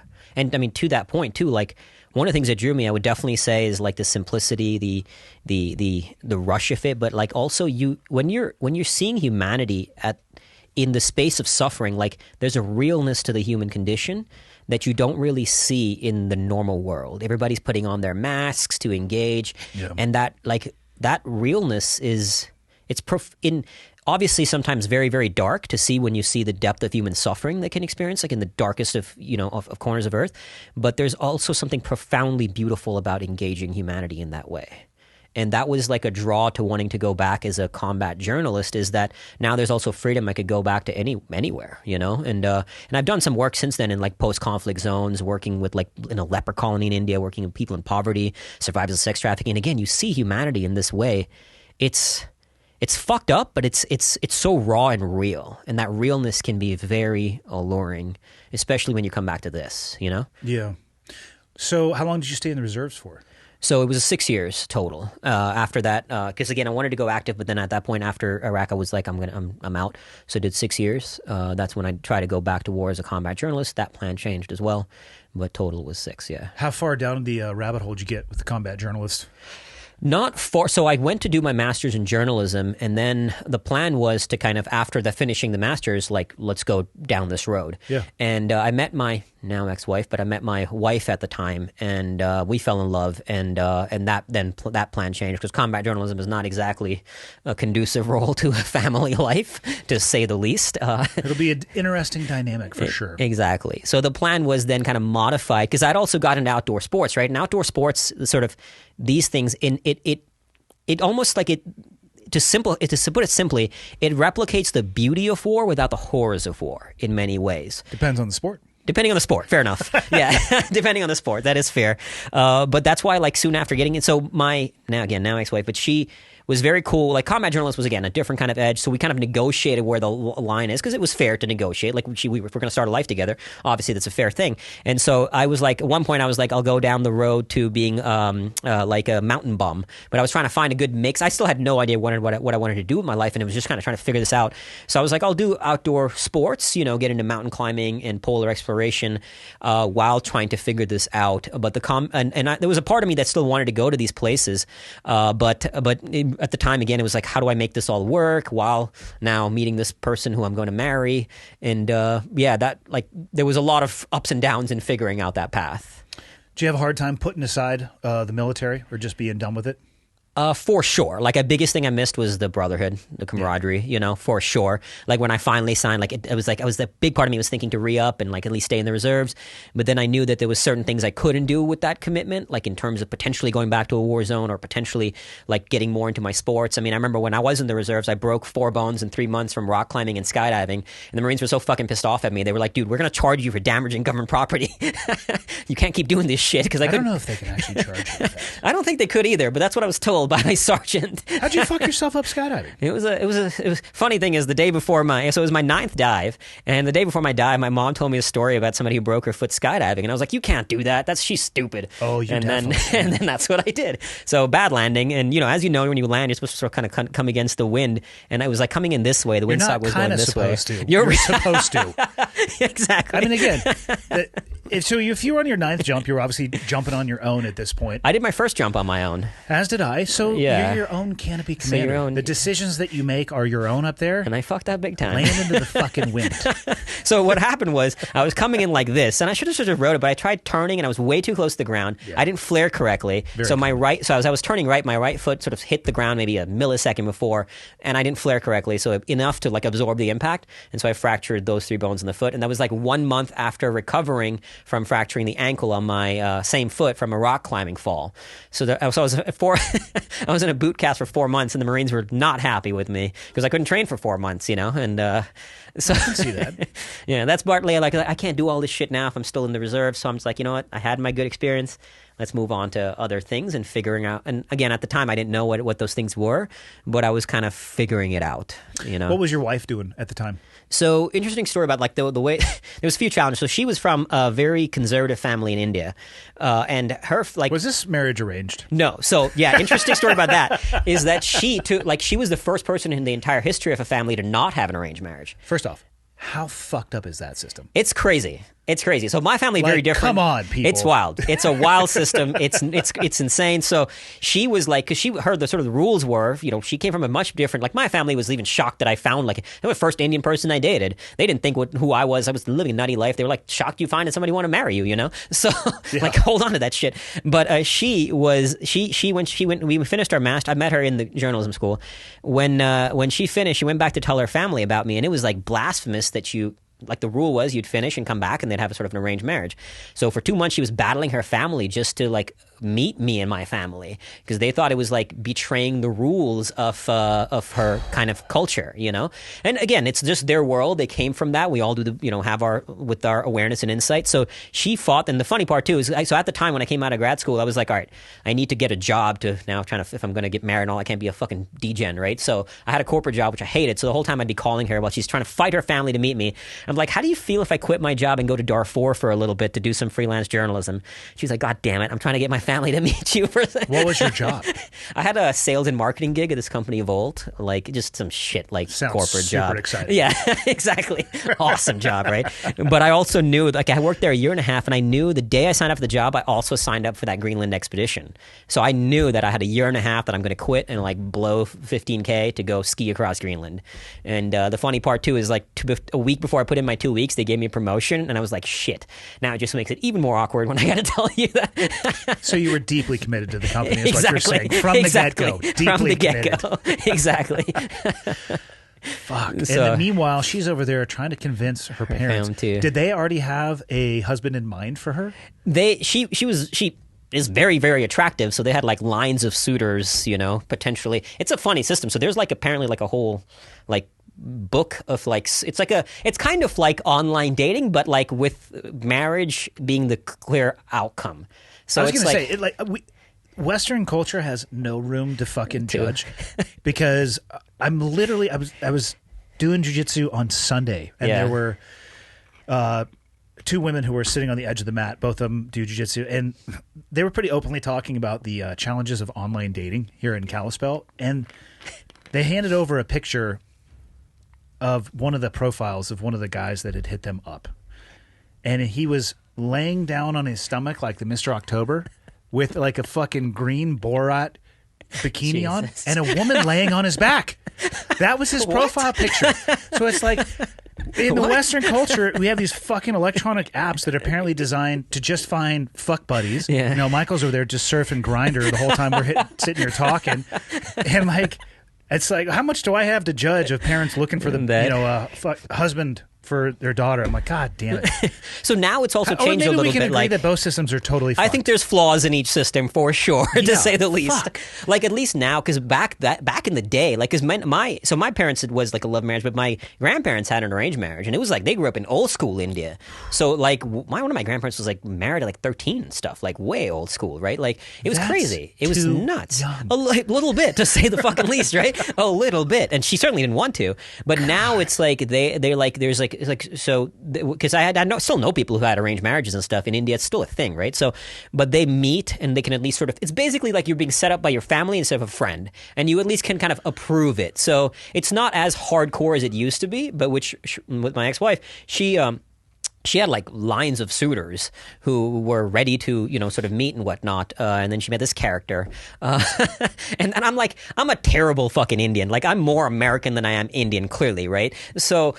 The good thing is my family's a little more like cultured, so we sort of put them front and center. Here's the cultured side of the family, and so they were your offensive line. Exactly, exactly. We brought my grandfather in, who's like super Indian, and so so we were like, look at us, we're good people. And then they saw like, okay, at least they're good people, So after that, after we met, everything was kosher, everything was golden. Did you guys get married in India? We had one in India and one here. What's the difference between the two ceremonies? So in the U.S. it was more like the legal one because justice of the peace. It was like a court thing. The real one was in India, and it was like Indian weddings are super fucking fun. And I can objectively say, because I had literally nothing to do with the process of my wedding, I had barely showed up on time, that my wedding was in like one of the funnest weddings I've been to. I mean, it was like in multi cities, like 3 different cities. Yeah, Indian weddings are crazy, man. Like they're like just 5 days of partying. Multiple cities. It's just like because there's multiple events. There's like a engagement or reception, then there's the wedding, then there's like, because my family was from Bombay and Bangalore, so we had different receptions at those cities. It was wild. Sounds exhausting. It was exhausting, but super fun. It was definitely exhausting. By the time I was done, I was like exhausted, but it was a blast. And she organized the whole thing. I was like, my job was just not to fuck it up. I mean, like, and it's many different wardrobe changes. She was like, here's what you got to do. And I was like, I got this. I'm not a fucking idiot. Morning of the wedding, I missed one of the wardrobes, and I'm like running through the hotels like, Dad, I need to borrow one of these kurtas from somebody. Anytime you had like a saber? No, unfortunately, no saber. Did you ride a tiger? We did ride a horse. We wanted to ride an elephant, but I rode a horse for one of it, like into the reception. It was fucking wild. Like Michael, you need to and be taking notes. It was a fun fucking wedding. Like I can show you some pictures. It was like really badass. Yeah, it was good times. I thought mine was good. No, it was Indian weddings are like the funnest. I've been to my like American weddings, and they're low key, whatever. But well, it certainly isn't 5 days in multiple cities. No. Actually, ours was also a little bit more crazy than even the normal Indian wedding. Like ours was really, really wild, but it was good times, a good party. It sounds like it. Yeah. And then, did you guys start your married life back in the States? Back in the States. Okay. Moved to Jersey. It was kind of the compromise. I wanted to live in like where there's mountains, but she had family in Jersey, so at least when I'm off doing the crazy shit I do, she had family. But she was very, very supportive of. I mean, 2 months after our marriage, I went and skied across Greenland for a month. Yeah. And she was very supportive of all of that. What were her thoughts on the risk associated with the activities? We had a very good conversation about toning that down, because while we were in Syracuse, where I did my grad school, and we were dating, I took her once rock climbing. This was kind of funny. Like at the time, I used to free solo, like climbing rock without rope. You're basically Alex Honnold. That not at his level, not even remotely. But he's the only other free soloist I know. So basically, you guys are the same. Yeah. I mean, high enough that I would have died if I fell, but not fucking solo Not El Cap or 3,000 anything. feet high, Not that high. Probably 120 feet at the highest at one point. But so we went out rock climbing. It was me, her, and a friend, and she had no idea what rock climbing was, or no perspective, right? So when she sees me, she just thinks that's how one does it.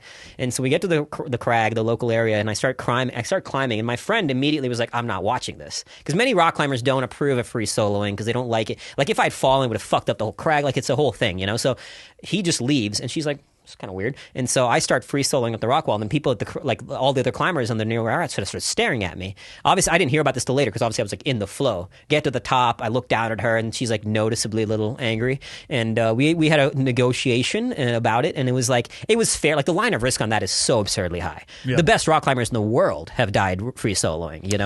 The best rock climbers in the world will die if they free solo for long enough. For sure. For sure. The line of risk in that is absurdly high. So that was like a fair thing that like, and I've never done, that was like literally the last time I free soloed. And it's not something I have any desire to get back into. But that was like a reasonable negotiation. So we kind of like talked through where the line of risk is. I mean, Greenland is not free soloing. It's not that it's safe. Like the year after my crossing, a British explorer was killed in those storms, you know? The storms are pretty horrific. But it's not like free soloing dangerous. Yeah.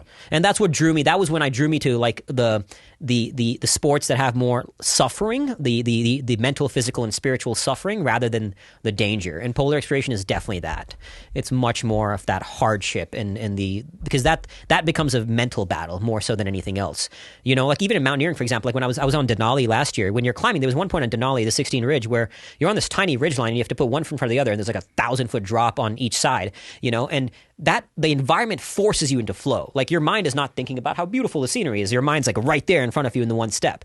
But in polar exploration, you're just skiing on a flat terrain, so your mind starts to wander. So you have to be on point about reining that shit in. And that I like that challenge of navigating when an environment doesn't force you into flow, you have to bring it upon yourself. And it's a hard battle, but it's one that I enjoy. Indeed. How long were you guys married for? 9 years. You guys still friends? We communicate. We're still friends. I won't get into why we parted, but it wasn't. Most people think it's because of what I do, and it's not at all. Like she was actually very, very supportive. Just to sort of simply put it, because it's not my place to talk about her journey. She was going through some stuff, and she actually chose to leave out of love for me because she didn't want to burden me with her stuff. It was hard. I didn't respond to it the best way. I ended up breaking my sobriety, going into some pretty dark spaces, because we had a good thing going for a while, you know. But so about 9 years before it all ended. Yeah. How'd you move past it? I think in time you just kind of fucking have to, you know. So life does go on. Yeah, you have to. So like it was. I mean, for about a year I wanted to get back with her, and then she was like, wasn't. And again, I think I know she did it because she felt like she was not doing it out of love for me. She didn't want to burden me with some stuff she was going through, and so finally I had to move on, and it's just like, all right, you got no real choice, you know. How long can you just sort of wallow in your own misery and pity? So I moved on, and I was like, for some people, the answer is forever. That is true. But look, like I always like to say, like, look, one way or the other, you're going to suffer in life. So you get to choose which suffering you want to endure, right? The suffering that you just want to stay in that place, or then channel it and do something meaningful, you know? Because doing something worthwhile you're going to fucking suffer. Doing anything worthwhile is hard. But I'd rather choose that suffering than this one. And so after, I can't remember how long it went through when I broke my sobriety and all that, but I ended up obviously sobering back up, and now I'm in the best place I've ever been, physically, mentally, spiritually, every way, you know. So you just kind of have to, and then it's your choice to stay in that place or to keep fighting, and then, you know, now the greatest challenge is trying to date. I live a fucking unique life, and so that's been a challenge. But I've heard there's apps for that. I try, but I swear to God, if you ever do a profile picture as destructive, I will beat your fucking ass. Understandably so, as you should. So you mentioned breaking sobriety. When did you start having issues with alcohol? Was that post-military or while you were in? So after I came back, when I was in college and stuff, I would drink, but I was getting good grades in college. You know, you just party in college, so never sort of think of it as an issue. And then after Greenland, so I had that corporate job for a year and a half. So now external structure is imposed upon you. You kind of have accountability, right? Yeah. Went to Greenland. After Greenland, now I'm like working on building my own business. And that without sort of structure imposed upon you, that's when the drinking slowly started to get worse and worse and worse. Like one day would become 2 and then 3. I mean, I was at a point, man, I'd be drinking like a full 750 milliliter bottle of vodka a day. I'd be throwing up in the toilet, picking up the bottle right after I'm done. And after 5 days of, like, this would go on for fucking days, you know? One morning, I think it was, I can't remember what year exactly, around that 2013, 14 year, where I just, like, I would have these battles with this, like, these spin sessions, and then finally, like, all right, this has got to stop. This is obviously not good. And then eventually I'd go back into it, you know? And one morning after, like, 5 days of this, I was like, I can't fucking take this anymore. And I was like, about to pick up a knife and slit my wrists. That was when I wouldn't say it was a slow climb out of that abyss. I wouldn't say it was like instant, like that was the aha moment, because it was a slow climb. Like I fell again, you know, I drank again. But that was, I would say, that looking back, the trigger that I was like, all right, something's clear. The fact that I even thought about taking my own life was pretty jarring to me. Like I was like, Jesus Christ, like I've clearly hit a fucking rock bottom. I need to change. So I went deep into like studying neuroscience, psychology, spirituality, doing more of that inner work to confront some of my demons, you know, and facing all that stuff. And slowly but surely, that's when I eventually, like after a little while, sobered up. That's what led to my book, Fearvana, the ethos of Fearvana and everything around that. But it was around that 2013-14, and then I sobered up for a little while, and then after that divorce happened, I broke again. Well, people forget it's a slow descent into that. You know, I drink occasionally. It's something that I enjoy doing from a social perspective. Gotcha. And we were living in Virginia Beach one time. I was just like, you know, I just don't feel like drinking. I did have a drink for 2 years. So for me, and I'm sure there are things out there that for me would grab me, like alcohol does grab some people. But in the people that I have seen who develop problems with it, it's not because they all of a sudden have one beer and the next day it's an issue. Yeah. It's a slow descent. Absolutely. And people who think you can just say, well, you should just stop, or you're not making that comment in reality. It's the same thing as people who are morbidly obese. They're 400 pounds, and people, well, you should just stop eating like that and work out. I'm like, even if they did that fucking today, it would be 3 years before they're at a place that they want to be. Yeah. The slow descent has to be followed by the slow ascent as well. Otherwise, it's not going to be sustainable. It's 100%. Really easy to sit back and judge people who get to that point having never been there yourself. It's tough to have empathy if you haven't lived through it yourself. Yeah, 100%. And to that point, I think sometimes we frame that like one aha moment and everything changes. It wasn't like that. Like like you said, the ascent was slow as well, and it was like this rocky, everything changes hard... after fucking 3,000 sequential steps. Exactly. To get you in that. Exactly. Now everything's magically golden. On Instagram, it's just like, now look how good my life is. You just need a montage, right? One montage, and you get to the other side. Well, people have unrealistic expectations of what change takes. I mean, any substantial life habit, food's probably the best one, just because obesity is such a problem in the United States. You don't wake up one night, like let's say you're the normal, I forget what a normal body weight would be for a 160-pound person. Probably 180 or 190 is what somebody with a medical degree would say. Check. You don't wake up one day, 190, and the next day you're 400. Yeah, exactly. The expectation has to be realistic, and the understanding of what it took for you to get there needs to be confronted. Yeah, and usually any addiction, you're covering up something, right? You're running away from some demons, and you got to go into those spaces, which is what, like one of my favorite quotes from Carl Jung, who says, people will do anything, no matter how absurd, to avoid confronting their soul.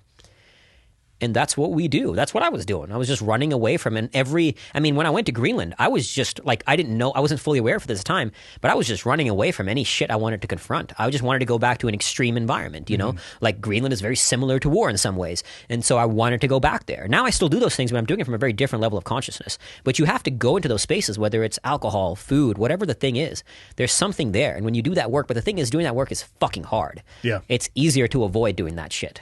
You can also lie to yourself. There's a lot of people who, so Michael and I both do jiu-jitsu. My wife is a pretty high-level jiu-jitsu practitioner and coach. And she's talked openly, people will use jiu-jitsu as a crutch, and they'll think that they are working on themselves, but what they're actually doing is creating a space where they're not working on any of the issues, but they're putting in the effort. Yeah. And that's such a good point. Or gyms, too. People will go to the gym and they're just like, fuck yeah, back and buys, chest and tries, just fucking sculpting guns. Yeah. And it looks like they're putting in a bunch of effort because they are. But they're ignoring the deeper issue. So there's a difference between putting work in and dedicating yourself to whatever it is that you may be doing and actually addressing the root cause, which is what I think you're talking about. Yeah, and it's such a good point. Don't confuse one for the other. No, 100%. And because even the positive things we do, they're like, sure, going to the gym is better than fucking drinking all the time. But even the positive things we do can be just a way to run away from ourselves and that thing we don't want to confront. And that's why I think stillness is so, so, so important. When you are just forced to sit still with yourself, it's a challenging journey, which is one of the reasons why I did like twice I've gone into extended periods of just sitting in a dark room. First time I went in for was actually after I broke my sobriety, after my divorce. I went into 7 days of complete darkness, silence, and isolation. You're just sitting in a pitch dark room. You cannot see your hand in front of you. Complete darkness for 7 full days. Where the hell did you find that space? There's a few darkness retreat centers around the world. Shockingly, there's not a ton. People. Darkness retreats. I say this, a buddy of mine was at a retreat recently where they can't talk for 10 days. So that's what I originally wanted to do was the Vipassanas. Yeah. They're much more common, but when I was like researching, I stumbled into the concept of a darkness. I didn't know this was a thing. But that's obviously like taking stillness to an extreme level, but I cannot recommend it enough. I mean, you will open doors within yourself that you've never opened before. And Talk walk me through those 7 days. What in the actual hell are you doing? So you don't have much to do, right? Like you're sitting in literally you cannot see your hand in front of you, darkness, and you start hallucinating because your brain, they say, releases DMT. So I'm seeing lights that are as real as anything else. So, I mean, all I was doing is essentially a lot of long meditations, sitting there journaling as well. I was journaling in the dark. I would have like journaling. I bet your handwriting was shit. My handwriting is shit outside the dark, but but in the dark it was even worse. But thankfully legible. Like I would just have a ruler and sort of like move it down, you know, and journaling. And so I did this for 10 days just a few months ago. I went back into the dark for 10 days. What are you eating? So both times I did just a juice fast. You could choose to do food, but I chose to do juice. The 7 days it was 3 juices a day. The 10 days it was 2 juices a day because I wanted to sprinkle on extra suffering by adding hunger into the experience. Yeah, of course. Why not? Of course, why not? Maybe they could put a fucking alligator in there with you. My Green Beret buddy was like, dude, let me do it for you. You don't even have to pay me. I'll even throw in waterboarding for you for free. Yeah, totally. I'll charge you half of whatever this place is, and trust me, it'll be 3 times as bad. It'll be much worse. Yeah. Exactly. So, but you're just sitting there and being with your own thoughts, and shit will show up that you've never confronted before. Like I heard this one story about when I came out of the darkness in the 7-day one. This lady the lady who runs the center told me about another woman who had come in. She had sort of a successful corporate job. On the surface, looks successful, right? She went into the darkness, and all this buried sexual trauma she went through as a child started rising to the surface because that shit gets buried in your subconscious, and you don't even really know it's there. Yeah. But it came to the surface, and she had to confront that shit, and that's a hard fucking thing to confront, right? Obviously. But she came out and was forever transformed because like one of my other favorite Carl Jung quotes, which I think really summarizes the essence of being stillness, he says, until you make the unconscious conscious, it will direct your life and you will call it fate. And to your point about not doing that work, that shit's running our lives. And that's what stillness, because do the positive things, right? Like go to the workout, do all those things. But if you don't take time for that stillness to bring that shit out, it's running in your life somewhere. Well, there's a difference between being active and being intentional. I like that. Yeah, absolutely. Yeah. Like you could fill your day from 9 to 5, going to work, and then fill the rest of your time. You're running, you're eating right, and you're going and you're training hard, and be just completely consumed by fucking demons at night. Yeah. You're very active, but not necessarily intentional. Yeah, it's a tough look in the mirror. It is. It's way easier to be like, fuck you, fuck you, fuck you. It's your fault. Yeah. Yeah. Yeah, it's a tough one. So you did 7 days in the dark. 7 days the first time, 10 the second, yeah. How bright is the sun when you come out of that thing? Oh, man. That, especially when I came out after the 7 days, and the way they did it then was to put a mask on you, and they sort of guided me onto the porch, and whenever you're ready, take off your mask. And it's in the Black Forest in Germany, so beautiful area, and you take off the mask. Of course it's in fucking Germany. It makes sense, right? The Germans probably making shit videos in the next colony over. It makes sense that would be there. I don't know why that was the first thing that came to my mind, but whatever. We won't go down that rabbit hole. Oh, I'm ready.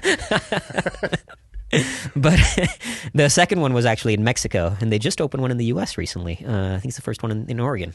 So eventually, so they have a mask on, and you're in the forest. Yeah, so take it out, and you take it out, and the way the world looks in those few moments, I mean, it is unreal. Like in those moments, it was so profound, so powerful. I've never seen the world through those eyes. Like 2 thoughts ran through my head. One was, I wish I could see the world every day through these eyes, which inevitably you can't. You acclimatize to normalcy again. And the second was this very like visceral knowingness of gratitude for all the suffering I've experienced in life, because in a very visceral way, I kind of understood that you cannot really see the light that way unless you'd been in the dark. Yeah. And I mean, I kind of rationally had that concept earlier, but now it's like a visceral knowingness of that. And that was unreal to see the light that way. And even seeing the lights in the dark. I mean, there was literally the brightest light I've ever seen was sitting in a dark room. I was going like this, trying to shield my eyes. I was touching my eyelids because I couldn't tell if they were open or closed anymore. And I was like, it was blinding. I mean, it was brutally blinding. And it was sitting in a dark room. It was surreal to experience that. And you're seeing lights like throughout. Like in the 10 days when I went in, for whatever reason, I didn't start seeing the light shows till about 3 days in. But the 7 days, it hit pretty much on day 1.5, day 2. And then you're seeing all kinds of lights that are like as real as anything else. That's got to be just such a surreal experience. Yeah. It's, in the second time I was very ready for it and I expected it. The first time I didn't know that that's what would happen. So it was like, whoa, this is wild, and it's very like mystical and magical to kind of see these.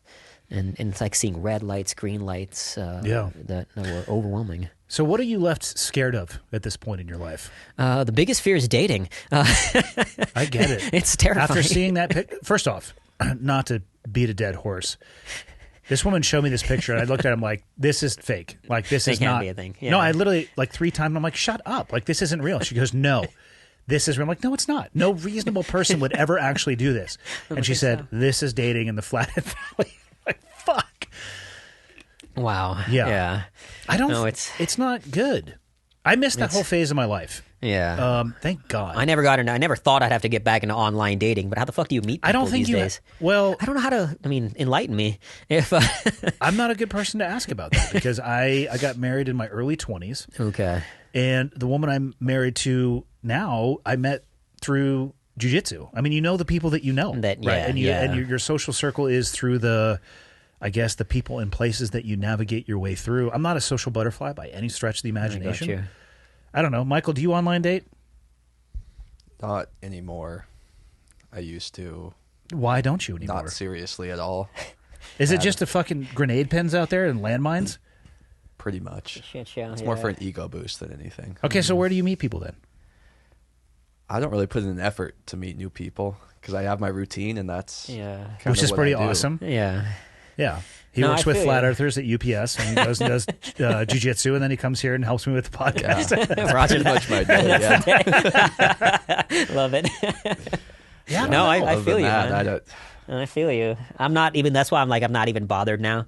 I mean, plus I live a very unique life when I'm like gone for months on end, and that would be a tough one. And plus, like I'm very structured, right? Like, so I mean, one day I'd gone out with my buddy in Phoenix, and we had gone out, and he's like, to your point, I'm not very good at extroverted, just randomly walking up to a girl and talking and starting that. He was much better, so he started this, and it was like 8:30, and my alarm beat, and I was like, I'm sorry, I have to go home because I'm waking up at 4:30 in the morning to drag tires, So conversation was going smoothly. That but didn't work as a pickup line? Shockingly, no.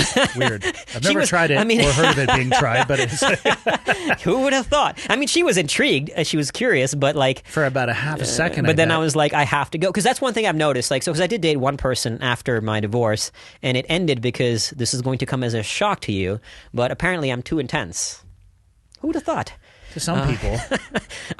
So like what I've realized is like now it's there's an initial draw because I'm unique, I do some crazy shit, but as soon as the reality of that lifestyle sets in, then it's like, yeah, no, fuck that. You're gonna have to get creative. Be like, I gotta wake up early in the morning and drag tires, and when they what's that mean? But like, that's what I call my fucking 18-inch dick. This is what I should have done. I don't know if that would work. Michael, is that a good one or a bad one? Is that gonna work? I would say bad right off the bat. I'm just saying maybe it would make you more intriguing. Bad. I don't know. All right. That was my first thought. I don't have any second thoughts. I'm open to suggestions because clearly something's not working. So it's interesting because right now, like you can feel the energy coming off you. It's awesome, but I don't think we're meant to live alone. When I made the decision to leave my marriage, I was married for 19 years and 11 months. Fucking long stretch. Yeah. Somebody asked me recently too, do you regret getting married? And I just recorded the Friday episode that's going to come out after Thanksgiving, and I ended it with kind of just talking about things that I am thankful for. And it'd be really easy and flippant and be like, fuck yeah, biggest mistake of my life. But I'm actually I feel the exact opposite about it. Like it was a very contentious divorce. We are not friends, to say the least, and we struggle with the co-parenting of our kids, and that's a polite way to put it. But can't even imagine, yeah. But I wouldn't trade it though either, because I'm not the same person. I'm a better person because of the mistakes that I made and the experiences that I made, and I think that will allow me to be a better husband in the future to my wife now. It'd be so easy to say, hey, like, it's fucking waste of my time, but it wasn't. I got you. It wasn't fun, and I never thought that I would get married again, but I don't know if we're designed to do it by ourselves. I agree, and I feel you. Like, I do want to meet somebody and want a family, want kids down the road as well. You So I may get it. have to find a balance. I think after this crossing, I'll probably like tone it down, like, because right now the crossing is so demanding that it like I have to stay focused on it. So right now I'm just kind of like only this if you phase wanna of my live. life. Exactly, that little thing, So, But I think that that's little thing. fair. Yeah, I'm not saying that you should stop what you're doing. I think in the story arc of everybody's life, I think there are probably a few people, and there probably are only a few that would probably thrive just by themselves. Yeah. But I think if we've learned anything from the isolation of COVID, isolation is not good for the human 100%, brain. man. And I watch people come fucking unwound, and I'm sure you did too. Yeah. It happened all over the world. yeah. But maybe you're just at a phase in your life right now where that's not where your focus is going to be. But I don't know. I don't have any of those answers. I only have questions. That's what I have to say. I have no fucking answers about questions anything. are Bunch of yeah. questions though. I love it. Yeah. Yeah. How long have you been married now? 3 months. Oh, recently. And Congratulations. Okay. 2 days. Got you. Recently. No big okay. deal. Yeah. No, it's awesome. I never thought I was going to Beautiful, get. man. I never Yeah. thought I was going to get married again. Quite frankly, I didn't think I was a good enough person to have somebody who would want to marry me. I think that was my biggest hang up. And I think a lot of that was framed in how I thought about the experiences of that time period. Yeah. And I'm not even talking about my ex-wife at this point. I'm talking about myself and the person that Yeah. I was, the things that I wish I hadn't have said, the behaviors that I wish I had been more mature, the actions that I wish I hadn't taken, the ones that I wish that I had taken. It was more in the way that I was looking at myself I got than you. anything else. And it took me a while to come to the realization that I need to be thankful for that time period. Whether or not that person and I ever are able to function as human beings that can even communicate well, Yeah. I can still be grateful for the changes in myself because of that. Absolutely. Yeah. Yeah. Lessons in all of it, right? I feel you. Yeah, not always necessarily easy to absorb. Confront. No, Yeah. I understand. Yeah. Yeah. But that's, to the point of what we're talking about, it's like getting into those spaces to confront your own self, is that's how your growth happens, is doing that inner work. And again, it's not easy. Yeah. But I think being still to take that time to do it is really, really important. I find that, Michael, do you find you can kind of shut your brain off when you do jiu-jitsu? Oh, absolutely. Yeah. When I first started, it was a misconception, and I'd be curious your experience on this, Michael. People are like, well, when you first start jiu-jitsu, there's so much going on that you can't think about anything. I'm like, my experience was the exact fucking opposite. I'm like, oh shit, I only know 3 things. Which one of those am I supposed to do right now? And I was almost too present in it, and it wasn't until I had a little bit of a Rolodex of tools that I could turn my brain off a little bit. Was that the same for you? Yeah, same for me. Like, I was very hyper-focused on Yeah. what I knew starting off. It was the opposite of this fucking Zen state that people would talk about, because I'm just like, ah. Now Yeah. it's like I can go in there and I can think about things that have nothing to do with what I'm doing. So Yeah. it's not necessarily it's the stillness. I haven't played around a lot with, like, I'm going to go sit in a dark room, and I'm going to be honest with you, I'm not fucking going to. I'll figure out a different way What? to be still. But it's that headspace, what you're talking about, the flow state. There's people describe it in a the lot of flow, different ways. yep, It's what I yep. used to get from base jumping as well. I would go on a 2-week bet, base man. jumping trip to Switzerland, and I'd come back, and it just felt like the hard drive of my brain had been just data dumped Yeah. for a few months. It was beautiful. Had nothing Yeah. to do with what I had previously done, but I problem solve and have much more creative ideas when I'm doing jiu-jitsu, but I'm not actually thinking. Like, my brain will just connect pieces, because I am thinking about what I'm doing, because I'm trying to think. I'm like, well, what are the available options for me, the other person? I'm not like doing like high level math. Is it like my brain is just kind of floating? Yeah. And I'll connect other shit. Does that ever happen to you, Michael? Yeah, I'm not ever really thinking about the technical position I'm in, but I'm Probably why you lose all the time. But probably. I'm just joking. I'm not thinking about it either. But there's nothing going on. Like, Yeah. If I go back and remember what was I thinking about, it was nothing, and that's Yeah. like one of the very few times that ever happens. And it's refreshing. It's like rejuvenating. Yeah, I think that's when you get to mastery, is like that unconscious competence, right? There's Yeah. like the 4 levels. First, you don't know what you don't know, but unconscious competence, you don't have to think, and you're just in it because you've attained some degree of mastery at the craft. I'm not going to use the term mastery. Definitely not a master. Check. No, but it is. I have recognized a difference from when I had started, because Yeah. it is a space in my day. Most of my days, we train jiu-jitsu a block away. I'm trying to Okay. make my world as small as possible. I got you. So I'll go train. Yeah, I pick 2:30 because that allows me to train from 12 to 2. Check. I didn't get to do that today. I'm a little bit under the weather. But then we come here, and then the coffee shop I'm building is a block and a half that way. So it's a super small world, but that particular block of time, an hour of it is instruction in class where it's like, hey, we do 2-week blocks. You're going to focus on this technique. There's not really an escape there, but for an hour a day, you at 5-minute intervals, you're going to get to change partners and kind of just forget about everything else going on, or you're going to get choked the fuck out. Yeah. It's healthy. It's rejuvenating. I will physically be tired, but emotionally feel and mentally feel refreshed. Do you get the same thing? Yeah. Yeah. Because Travis was kind of saying that a couple of weeks ago. He's like, well, you're probably exhausted, but mentally, because you're not, thinking about whatever, right? All the stresses. Totally. I get it. You're just completely calm. Yeah. It gives your brain time. You're giving your brain permission to be wild. Totally. My head of ops at Fearvana, Kevin, he's a big jiu-jitsu guy, so he loves it. He tells me all about it too, and all the time, and what it does for him. So I get it. Yeah. When are you going to start? I'm going to stay in my polar reign right now, polar realm. What if a fucking polar bear comes after you? You're going to be a fucking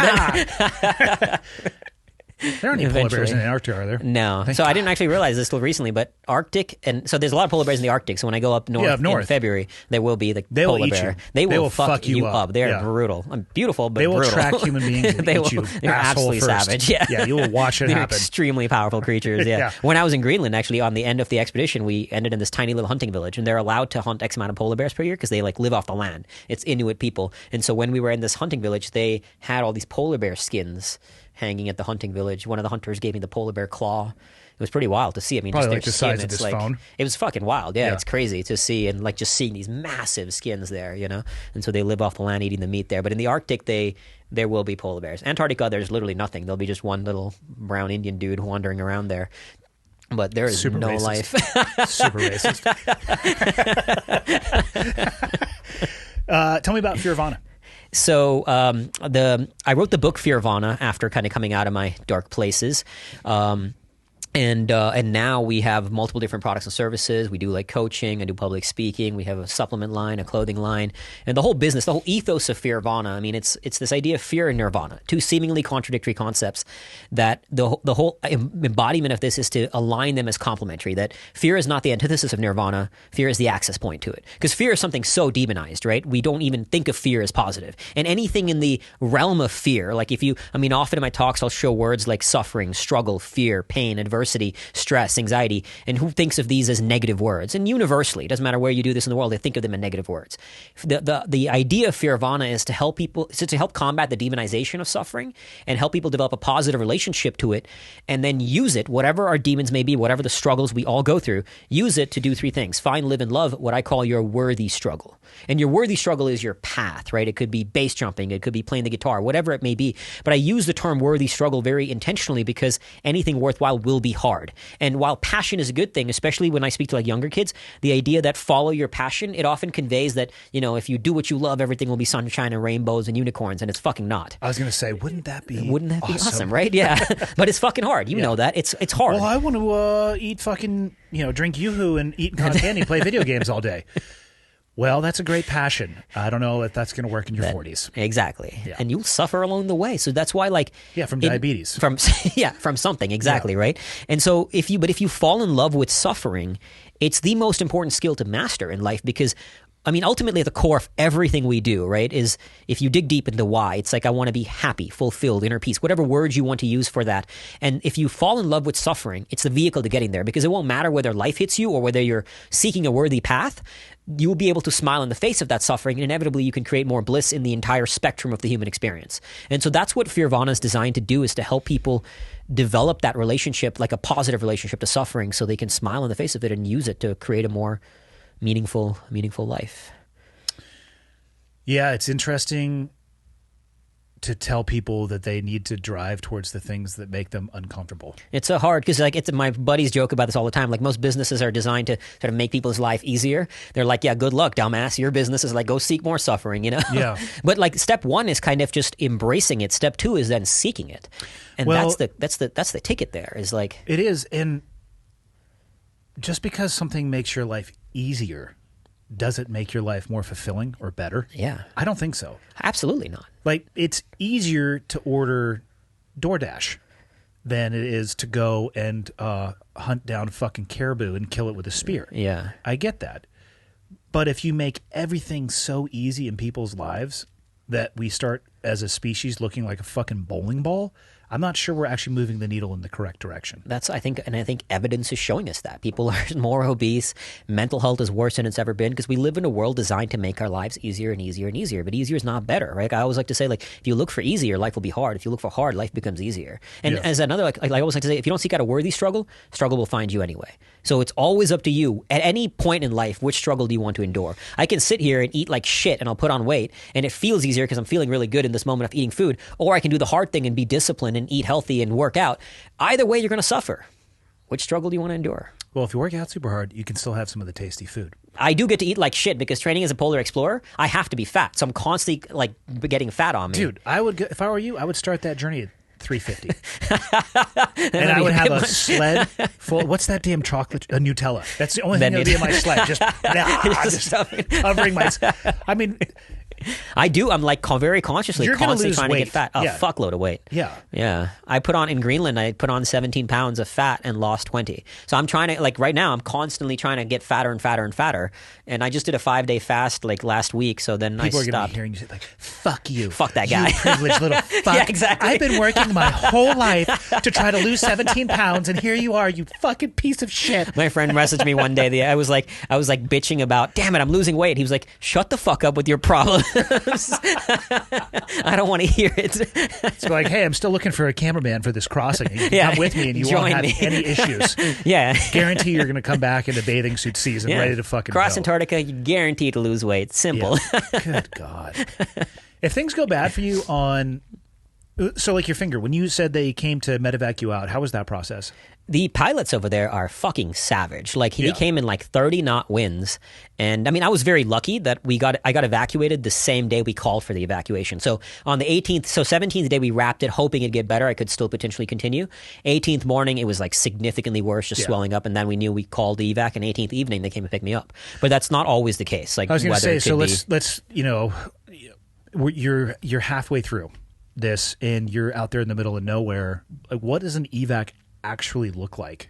The one thing is like it's again safety wise, it's relatively safe because I'm monitoring my progress every single day. I'll be checking in with ALE, like reporting in at the end of every day. There's literally a live tracker that people back home can follow me. Oh, sweet. Yeah, so people can see ALE will be following me. So if something goes wrong, again, this is all relative. Like if I lose my tent, you're kind of fucked. But let's say like I don't know, break a leg and I can sit in my tent and wait for an evac, right? You call, I have a sat phone and they come get you. And that way universally across the ice, someone can get you. And as far as like how easily and when, that all is weather dependent. I mean, the pilots can fly in savage conditions, but it's also still dependent. Certain conditions they just can't. So I got lucky last time. It was 1 day, but it might be 3 days. Who knows, right? That all depends. Yeah. So you'd have to wait. You'd have to wait, yeah. And then you just, like, if you're in your tent, you're relatively comfortable, so you can be fine if something, like, goes horrifically wrong. The biggest thing is, like, if you lose your tent, you lose your down jacket. Like, because in Antarctica, when there's wind is blowing, doing everything is hard. Everything. Like, I mean, I'm literally at home right now with my lobster gloves that you saw earlier. Yeah. I practice setting up my tent. I practice peeing. I'm literally practicing like unzipping my down shorts and peeing. I'm practicing putting on my mask and pulling it down in order to eat. Like all those little things are hard to do. And so I have to practice it so I can do it till like it's second nature. Yeah, that makes sense. Especially when I'm tired. Because you will be pretty tired out there. You're working pretty hard. So practicing all those little details to the point that I can do it like just beyond muscle memory, right? Like it's just part of my soul at that point to do all those little things over and over and over again. Yeah, it seems to be the only reasonable course of action. Yeah, you kind of have to, especially if I want to not only come back alive, but successfully pull this off. Yeah. Yeah. You spend much time thinking about your mortality? I do. It's something I very often confront, and I think it is an absolute bliss to, like a beautiful thing to be present to your death, because you've confronted your own mortality. there is nothing like the presence of death to awaken the true value of this life. I think so many of us run from our own, the fact that we will die. Yeah. And the fact that we are all dying we're all right going now. to die. Yeah, we're all slowly dying. But the more present you are to it, the more, like, I'm terrified of dying today. I'm fucking terrified. When I went to Iraq, I was not scared. Like, I mentioned earlier, like, it's not a great headspace. It's not a great headspace. It was fucking stupid. I'm not saying it was good. It was fucking stupid. Like, what happened was, because I lost that, like my friend was telling you, right? So when I went to war, very naively, I was a young, dumb kid. It was like, if somebody had to die out there, I'd rather it be me than somebody else, which obviously you can't control. And so when I remember going and I gave away all my shit, like here, which made it very awkward when I came back. I'm like, I'm going to need all that shit back. But like, I was not scared of dying, and that is not a good place to be. Like today, I do things that could kill me, but I am fucking terrified of death.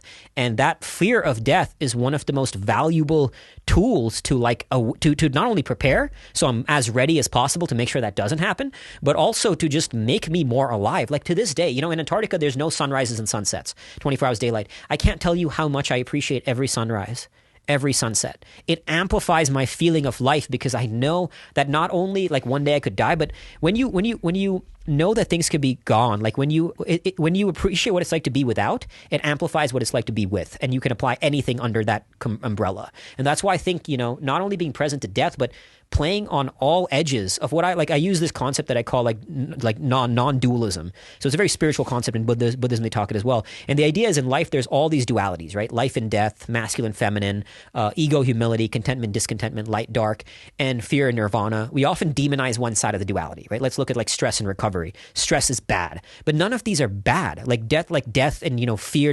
We think one side of each duality, in the multiple dualities there are in the human experience, is bad, but they're not bad. They just are.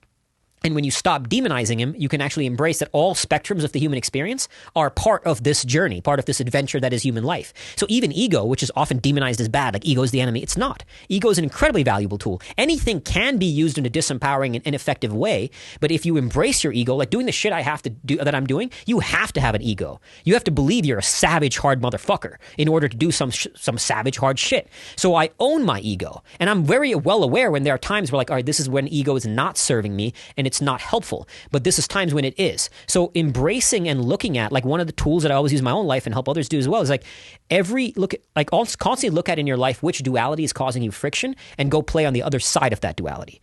Like, for example, like look at suffering and play, right? Again, you can use different words if you want, but I'm clearly one who embraces suffering.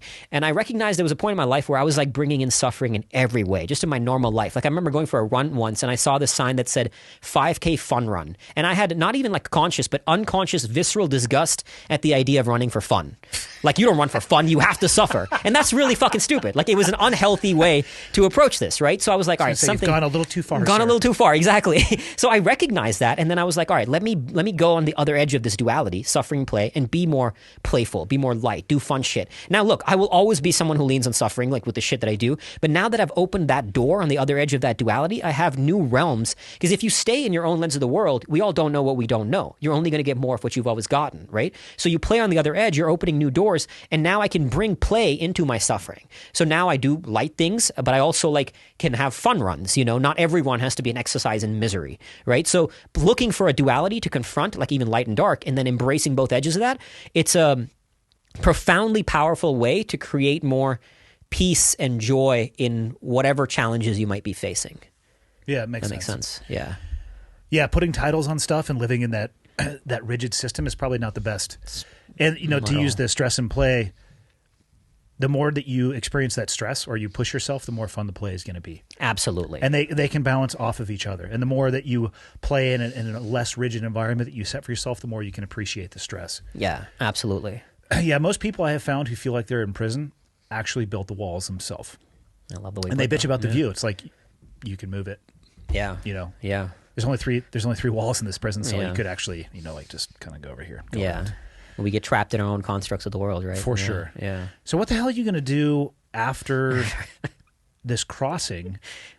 Other than obviously online date, and hopefully dating should be easier. You're truly going to face your fears. And how will you continue though?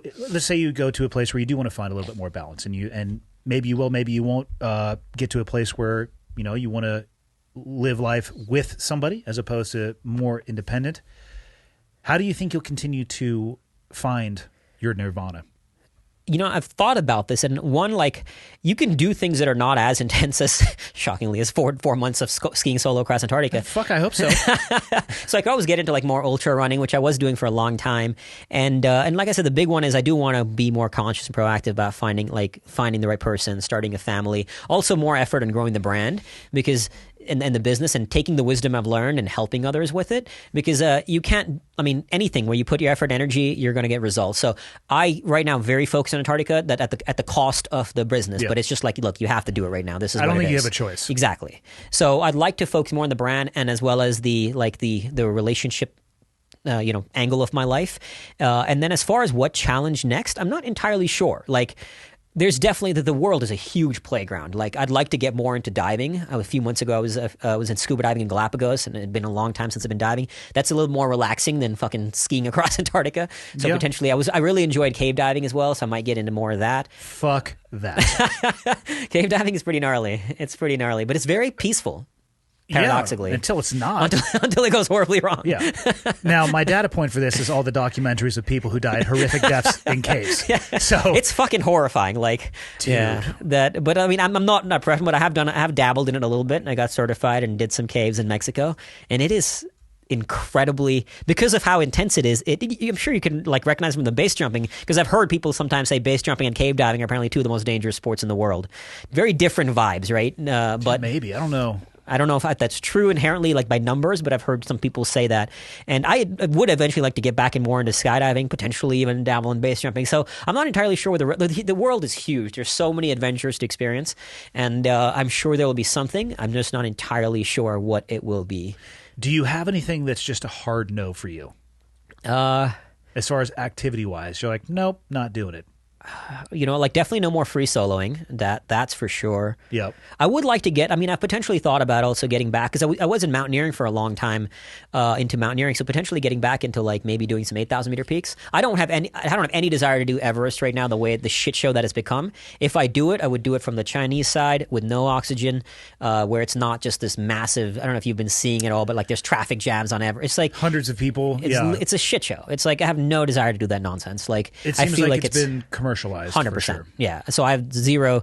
And if it means you can't do it because it's too commercialized, I don't care. It's not like, I have to do it, because there's plenty of beautiful playgrounds to play in the world, and whichever realm of, nature, I'll find something to do to play in. But I don't know. I'm not entirely sure yet which one will come my way. Skip the base jumping. Yeah? Why do you say that?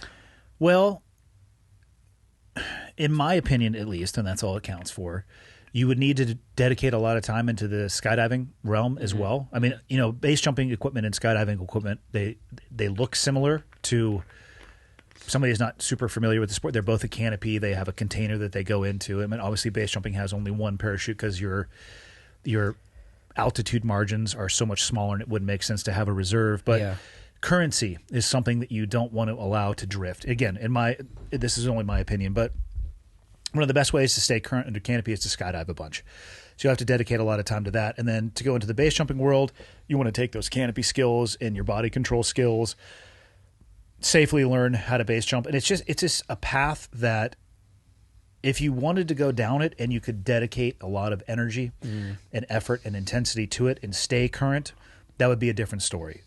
What I see from a lot of people who seem to want to have the desire to get started into it is that they want to dabble, and that to me is very dangerous in that particular activity. I got you. That makes sense. So I think there are other ways. Don't get me wrong. It was one of the most rewarding activities I've ever done, and it had almost nothing to do with the ridiculous nylon suits that I would jump off cliffs with and fly around. That was absolutely amazing. Losing your friends due to poor decision making or bad luck, not fucking amazing. There's not a lesson to be learned there, other than life can be really shitty sometimes, and sometimes you get an uppercut in the balls. But there are other ways. Like if you're looking for the flow state, there are other ways. I got you. Oh, that makes sense. Yeah. I just try to be honest with people. I think some people try to romanticize base jumping and the danger associated with it. Probably like some people try to romanticize free solo climb. Oh yeah, this is what I do, and I do it because of the dangers. Like, man, I don't think I want to go and be around there when you bounce off the ground at 120 feet. Yeah. So. No, I understand. That makes sense. Yeah. That makes a lot of sense. Yeah. But like you said, there's a lot in this world to do. You know, there's a lot of beautiful ways to experience life on all edges, whichever you want to play on. Yeah. So I'm sure something will come up after. And of all the Antarctica. stuff you've done so far, when has been the moment you've been the most scared? When has been... I would say when I was free soloing, you don't really feel fear when you're in it because you're very much in flow. Then you just shit your pants after. I've had some good shitting experiences as well. My theory is if you haven't shit your pants at least once in your life, are you actually living? Are you actually? Exactly. I had one instance, and I wouldn't say I was most scared in this, but it was one of the more miserable ones. I was in a cave, and we were dry caving, so not cave diving. But you're in a wetsuit because it reminded me of when we talked about shitting ourselves. So it was good, great story. So and the water in the cave is quite cold. So you're in a wetsuit, and we had gone about 6 hours in the cave. You said this was dry caving, but now you're in a wet. What the fuck's going on? So here? like you're not scuba not tanks. submerged? You're not submerged. Okay. But there are portions where you're in water. Yeah. But it's not like you're on scuba tanks. So like there was one portion where I think they called it like the Bering Strait or something. It was 3 sections of this cave, short sections, where you're crawling on your back and the water level is here and the top of the cave is here. So only one person go at a time, because if 2 people go and one person starts panicking, the water will splash. So you're going through this, and we got to a point where like one of the guys in the group started getting hypothermic. So the trip leader was like, "We should turn around." I was like, "All right, yeah, fair enough." We turn around, and I was at this point maybe 7 hours into the cave, 8 hours in, and I started, for whatever reason, I got diarrhea. So now, when you go diarrhea, like you have to take off your wetsuit. Oh, yeah. And you can't go in the cave Do for you the have to, environmental though? reasons. Do you have to? Is a good point. But I did, and I have to go in a trash bag. And that shit is not only fucking miserable, it drains your energy. And we still had 4 or 5 hours left to crawl at the cave, and you're crawling in tight spaces, means you're putting pressure in your stomach. That was a particularly fucking miserable experience. Yeah. I wouldn't say most scared. That was most miserable. Top of mind as far as fear, I would say like just some of the mountaineering experiences when you're like on a very thin precipice and there's a massive drop on each side. Huge consequence in either direction. Yeah. So like in Denali, because sometimes you're in flow state, but it's like this balance, right? Like sometimes you lose it and you have to bring it back. Like I've also done some solo mountaineering in Bolivia, and there's some sections where it's like a big drop and you're alone out there. So those were quite scary to navigate that. I do remember also even actually skydiving. I think when it was like my 4th jump, I was driving to the drop zone, and part of me was like hoping it would rain because I was so scared. I don't know why. Even though I'd done 3 jumps, it was like very, very scared. And then it didn't rain. We went and jumped. But I remember that being scary before the jump and some of the mountaineering challenges. With cave diving, I never felt that much fear. It was very peaceful, paradoxically, for whatever reason. But yeah, I would say those are some of the more scary ones. What do you think is the closest you've ever come to death? I've had a few beyond the stupid shit that I did as a kid. Like we did in Iraq, my staff sergeant told us that our vehicle drove over an active IED. I didn't know this at the time, but I found out later, and for whatever reason, it exploded. That one kind of beyond it just makes you wonder, like, why did my buddies, and you get this, my buddy's vehicle drove over a bomb and his exploded. Mine didn't.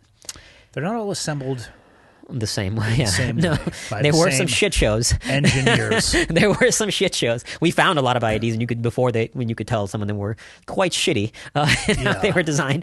So, but there was that. I also, I was glacier caving in the Himalayas, exploring ice caves. We came out of one, and it was like a dangerous section coming down it, and we had to sort of book it, and 10 seconds after moving through danger, a giant fucking boulder fell down there. That was particularly holy shit. I mean, within 10 seconds of that, that could have hit. Those were some of the... Yeah, exactly. So those were some. And then just storms in Antarctica. I wouldn't say there was death. It wasn't necessarily scared of death, but they're just quite... And being in that intense a windstorm is very panic-inducing.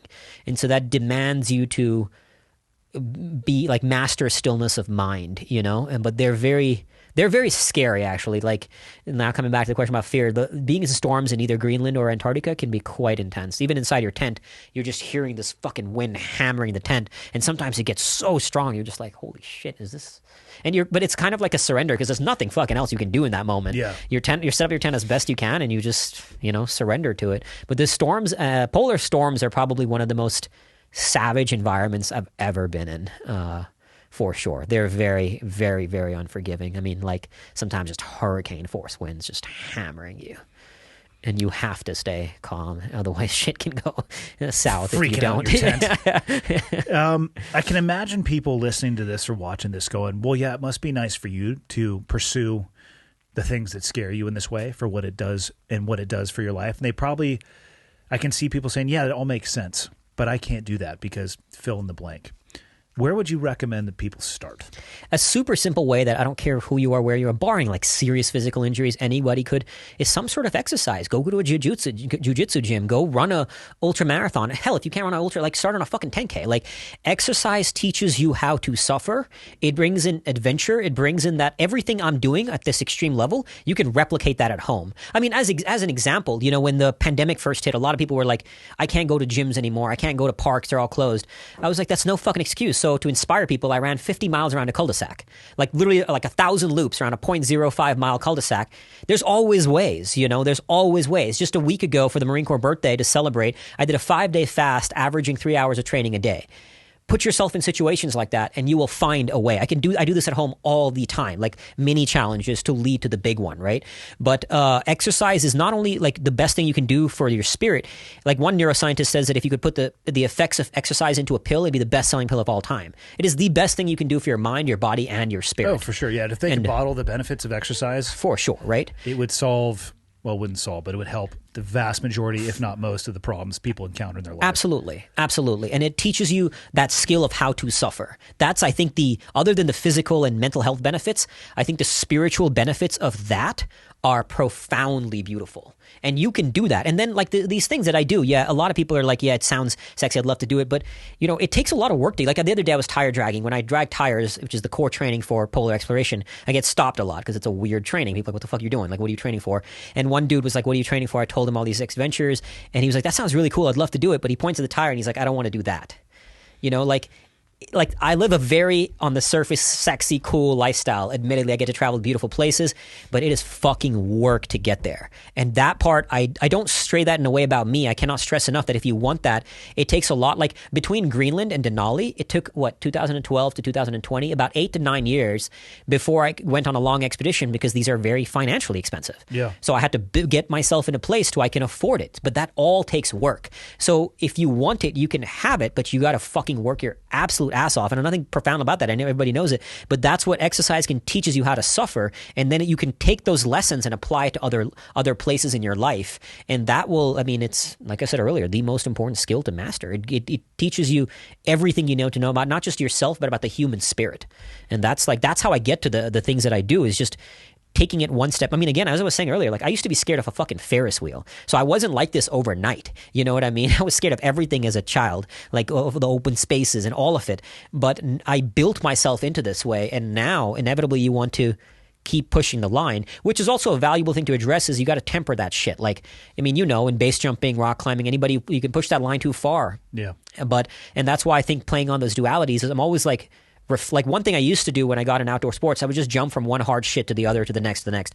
Now, one of my core mantras is stretch and reflect. So after coming back from one of my voyages on the edge, there's always a time to like bring it back, to reflect on it, understand it, delve how much deeper I want to go into it, what are the rewards, what are the consequences, and taking some of that time to balance how far I'm going on that edge. And that's why also I play on those dualities. Yeah. That makes sense. When you did the 50 miles in the cul-de-sac, did you at least change direction halfway through? There were points where I think I take like every hour I was doing a little like nutrition set. I was like really running right outside my house to go grab some water, my nutrition. And then I think I would shift the cul-de-sac run. Yeah. Thank God. You'd get a flat tire on the inside leg. It was mind-numbingly monotoning. Exactly, yeah. God, I wish I could canvass your neighbors. Like, so... They were pretty used to me at that point because they would see me drag tires around the neighborhood. They're like, that fucking... One of my neighbors was like, she still saw me running in the morning. She's like, do you want some water? I was like, thank you so much, but I'm good. So they were very used to my my madness. Yeah. As like now people in the local Phoenix parks are like, there's the tire guy again, you know? So you get used to... I think it's an easy excuse for people, and I've certainly been guilty of it before, where you think that, well, I don't have the time to do the things that you do, so, you know, I can't get the benefit. Whereas the reality, what you're talking about, even just through exercise, you have the time. You can do 15 minutes of fucking burpees and you'll go into a dark place into yourself. At about the 3-minute mark. Exactly. Exactly. If you want to continue for the other 12, you might emerge at the other end of a journey for sure. Exactly. So there's always, and then it's a choice. Like I said about phases of my life, right now I'm choosing to devote to Antarctica at a cost, comes at a sacrifice. I'm sacrificing my desire to want to be with the person right now, right? I'm sacrificing nights of going out. And I don't have a problem with that. Like I'm choosing it. So it's not about, I don't have time. It's about where I want to prioritize that. And what, like in 24 hours, you are always saying yes to one thing and saying no to something else. Yeah. Most of us are not doing it consciously. You just got to bring more consciousness to that shit and decide which area do I want to sacrifice in order to attain. And you can structure your life in phases, which I think is very, very important to do. You know, in this phase, this is my number one goal. And then when I hit that, now I move to this phase. And you can like dance on that as much as you need to and want to. Well, it's also a very intentional approach. Very much so. As opposed to a haphazard, hey, what's the plan for today? Yeah. Fuck, I don't know. I'm making it up as we go. Exactly. And letting life kind of drag you. Instead, choose it. Do you already have all the back end set up for people being able to track you when you go to Antarctica? Yeah, it'll be on my website, Fearvana.com, as well as on Instagram. I share Fearvana. Okay. And then I like share with my team because you can't really share on social media, and then they post it. But the live tracker will be up on there. It was up there when I went out last time as well. Okay. And you can see me. So you have a portal already where people can find you? Yeah. Other than the Fearvana website, where can people find your book? Where can they find more about you? Contact you for coming and getting people to get off their ass and we'll send everybody to darkness perhaps retreats. Lose their fingers and go cut off fingers, go into darkness. We brought in a speaker today, and then there'll be school buses outside, and you guys will not see the light again for a week. You're like, fuck you, I quit. I always joke with my team in Fearvana. You know how companies reward people sending to beach resorts? I was like, I'll send you all expense paid, you and your family, into darkness for 10 days. I mean, let's be honest. The military's probably got a surplus of Connex boxes. We can probably buy a shit ton of those. This is a business idea that we're working out in real time. We will fucking stuff people in those Connex boxes.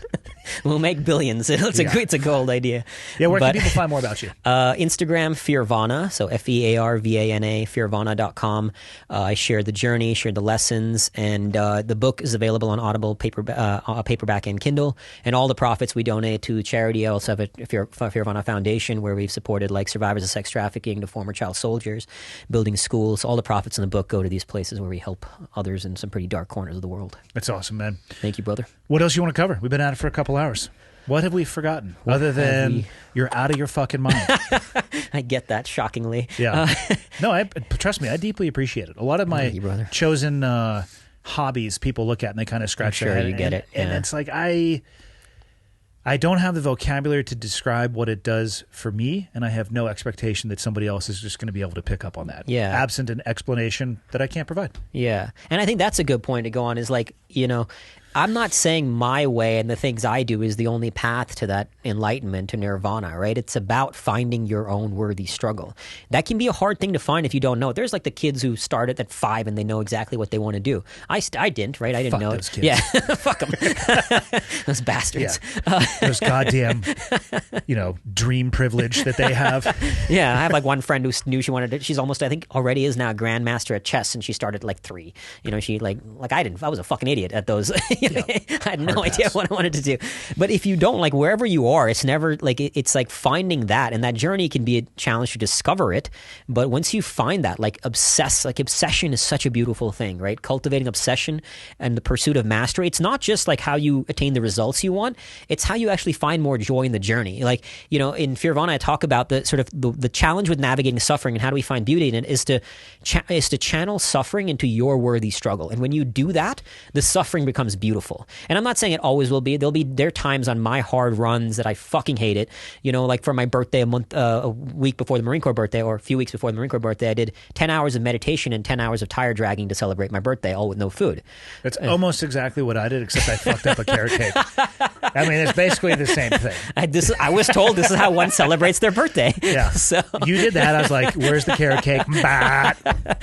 I did eat a lot after that to keep putting on the weight that I lose on these fasts. But where's I going with that? Point is to say that You got to find your own path. Find your own path. And about the suffering. Like there were moments that it was obviously fucking hard, but it was beautiful because those are those. And when you develop the positive relationship, you actually call for it. Like you want it. Like, I mean, there are moments, especially on that 50-mile cul-de-sac run where it was like, I think I forget how many hours in I was like literally, it got in a dark space in my head, but I was like praying for the devil. I was like, I want the devil to come out of fucking hell and devote the entirety of his energy to destroy my soul, because I'm going to look that motherfucker in the eye and bury him in his own blood.